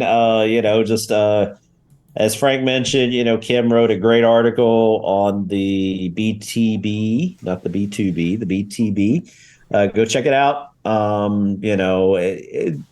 Kim, as mentioned, earlier. I mean, like, I love to be able to offer this to people, and I love that it means something to people. I really do. Thank you so much for playing. Thank everybody for playing. Um, I know I say this every week, but it's just kind of crazy to me that we have the community we have around to something that it's been going on for 25 years. It started out as just kind of like something goofy, but it means a lot to me now. It meant a lot to me then. It means a lot. It means more to me all the time. Being in these streams. Thank Frank for putting these together and for doing a lot of work. Really improving a lot, even making the game better. The fact that you guys hung around for my lazy ass for all these years, and he's coming in and making the game better and better, and Not at all. making the community better. Mike's a It's very just humble great. guy. He's a very, very humble guy. No, Bust his ass. He did a shit ton of work on this game. He doesn't give himself enough credit. So the game ain't nothing without the people, man. At the end of the day, we all know that. So yeah, but thank you guys, everybody. Just it means a lot to me that you guys show up and listen to me, especially talk dumb shit. So thank you and play. absolutely. So if anybody wants to get in on the next stream before we go, which is probably going to be, I'd imagine at some point next week. Maybe we'll do it Monday. Yeah. Monday's what, the 18th? Yeah. So maybe we do it Monday. If you're interested, don't care where you are in the world. We'll make the day work for you or the time work for you. But seriously, hit me Skippy, up. we'll see you soon, buddy. I know you missed a couple of them, but I know you'll be back soon. You should stream the Itchy Tribute race live. When is it? I think you told me it was either the 16th or the 23rd, if I remember correctly. Who raced what? Oh, it's the 16th. The Itch race, the memorial race for Itch. Oh, okay. Yeah. We'll talk about it. We'll see. I'll let you guys know in the next few days. But thank you again to everybody. And we could technically, thing is, we could technically move the runtime of the race. Yeah, I could definitely go live on one of these days to get it. Yeah, we'll figure it out. Yeah, we'll talk about it offline and figure out what we're gonna do. Yeah. Worst case scenario, if I can go live or Mike can go live without one without the other, or if we can make it work between the both of us, we will. Yeah, we'll figure it out. Or if you just want to be with us while we do the stream, you could do that too. So Spin, Super Taffy, Dan. Been Super Taffy and Dan. Desperado. I'm Padre, Beer Keg. Magoo. You know what, Padre? Your fucking hot sauce bit me today. I love it, but it bit me today. I had to actually eat some extra shit after I ate your hot sauce. So yeah, you bit me, buddy. The ghost got me today. I got him. I got a little ambitious with the ghost. So yeah. Indeed. Yeah, but no, seriously, guys, we're always interested in having a guest. Mike and I is always fun, but if we can get somebody else on who knows more than us, it's even That's more easy fun. to do. Well, Mike, thanks for selling us short. But no, we appreciate it, guys. We're gonna call it there. Thank you all again. We'll catch you in the stream. Use the wiki. I'm closing my piece out Friday. Mike's probably closing his out within the next couple weeks. Hopefully so. We'll see y'all on the next one. Have a good night. Peace.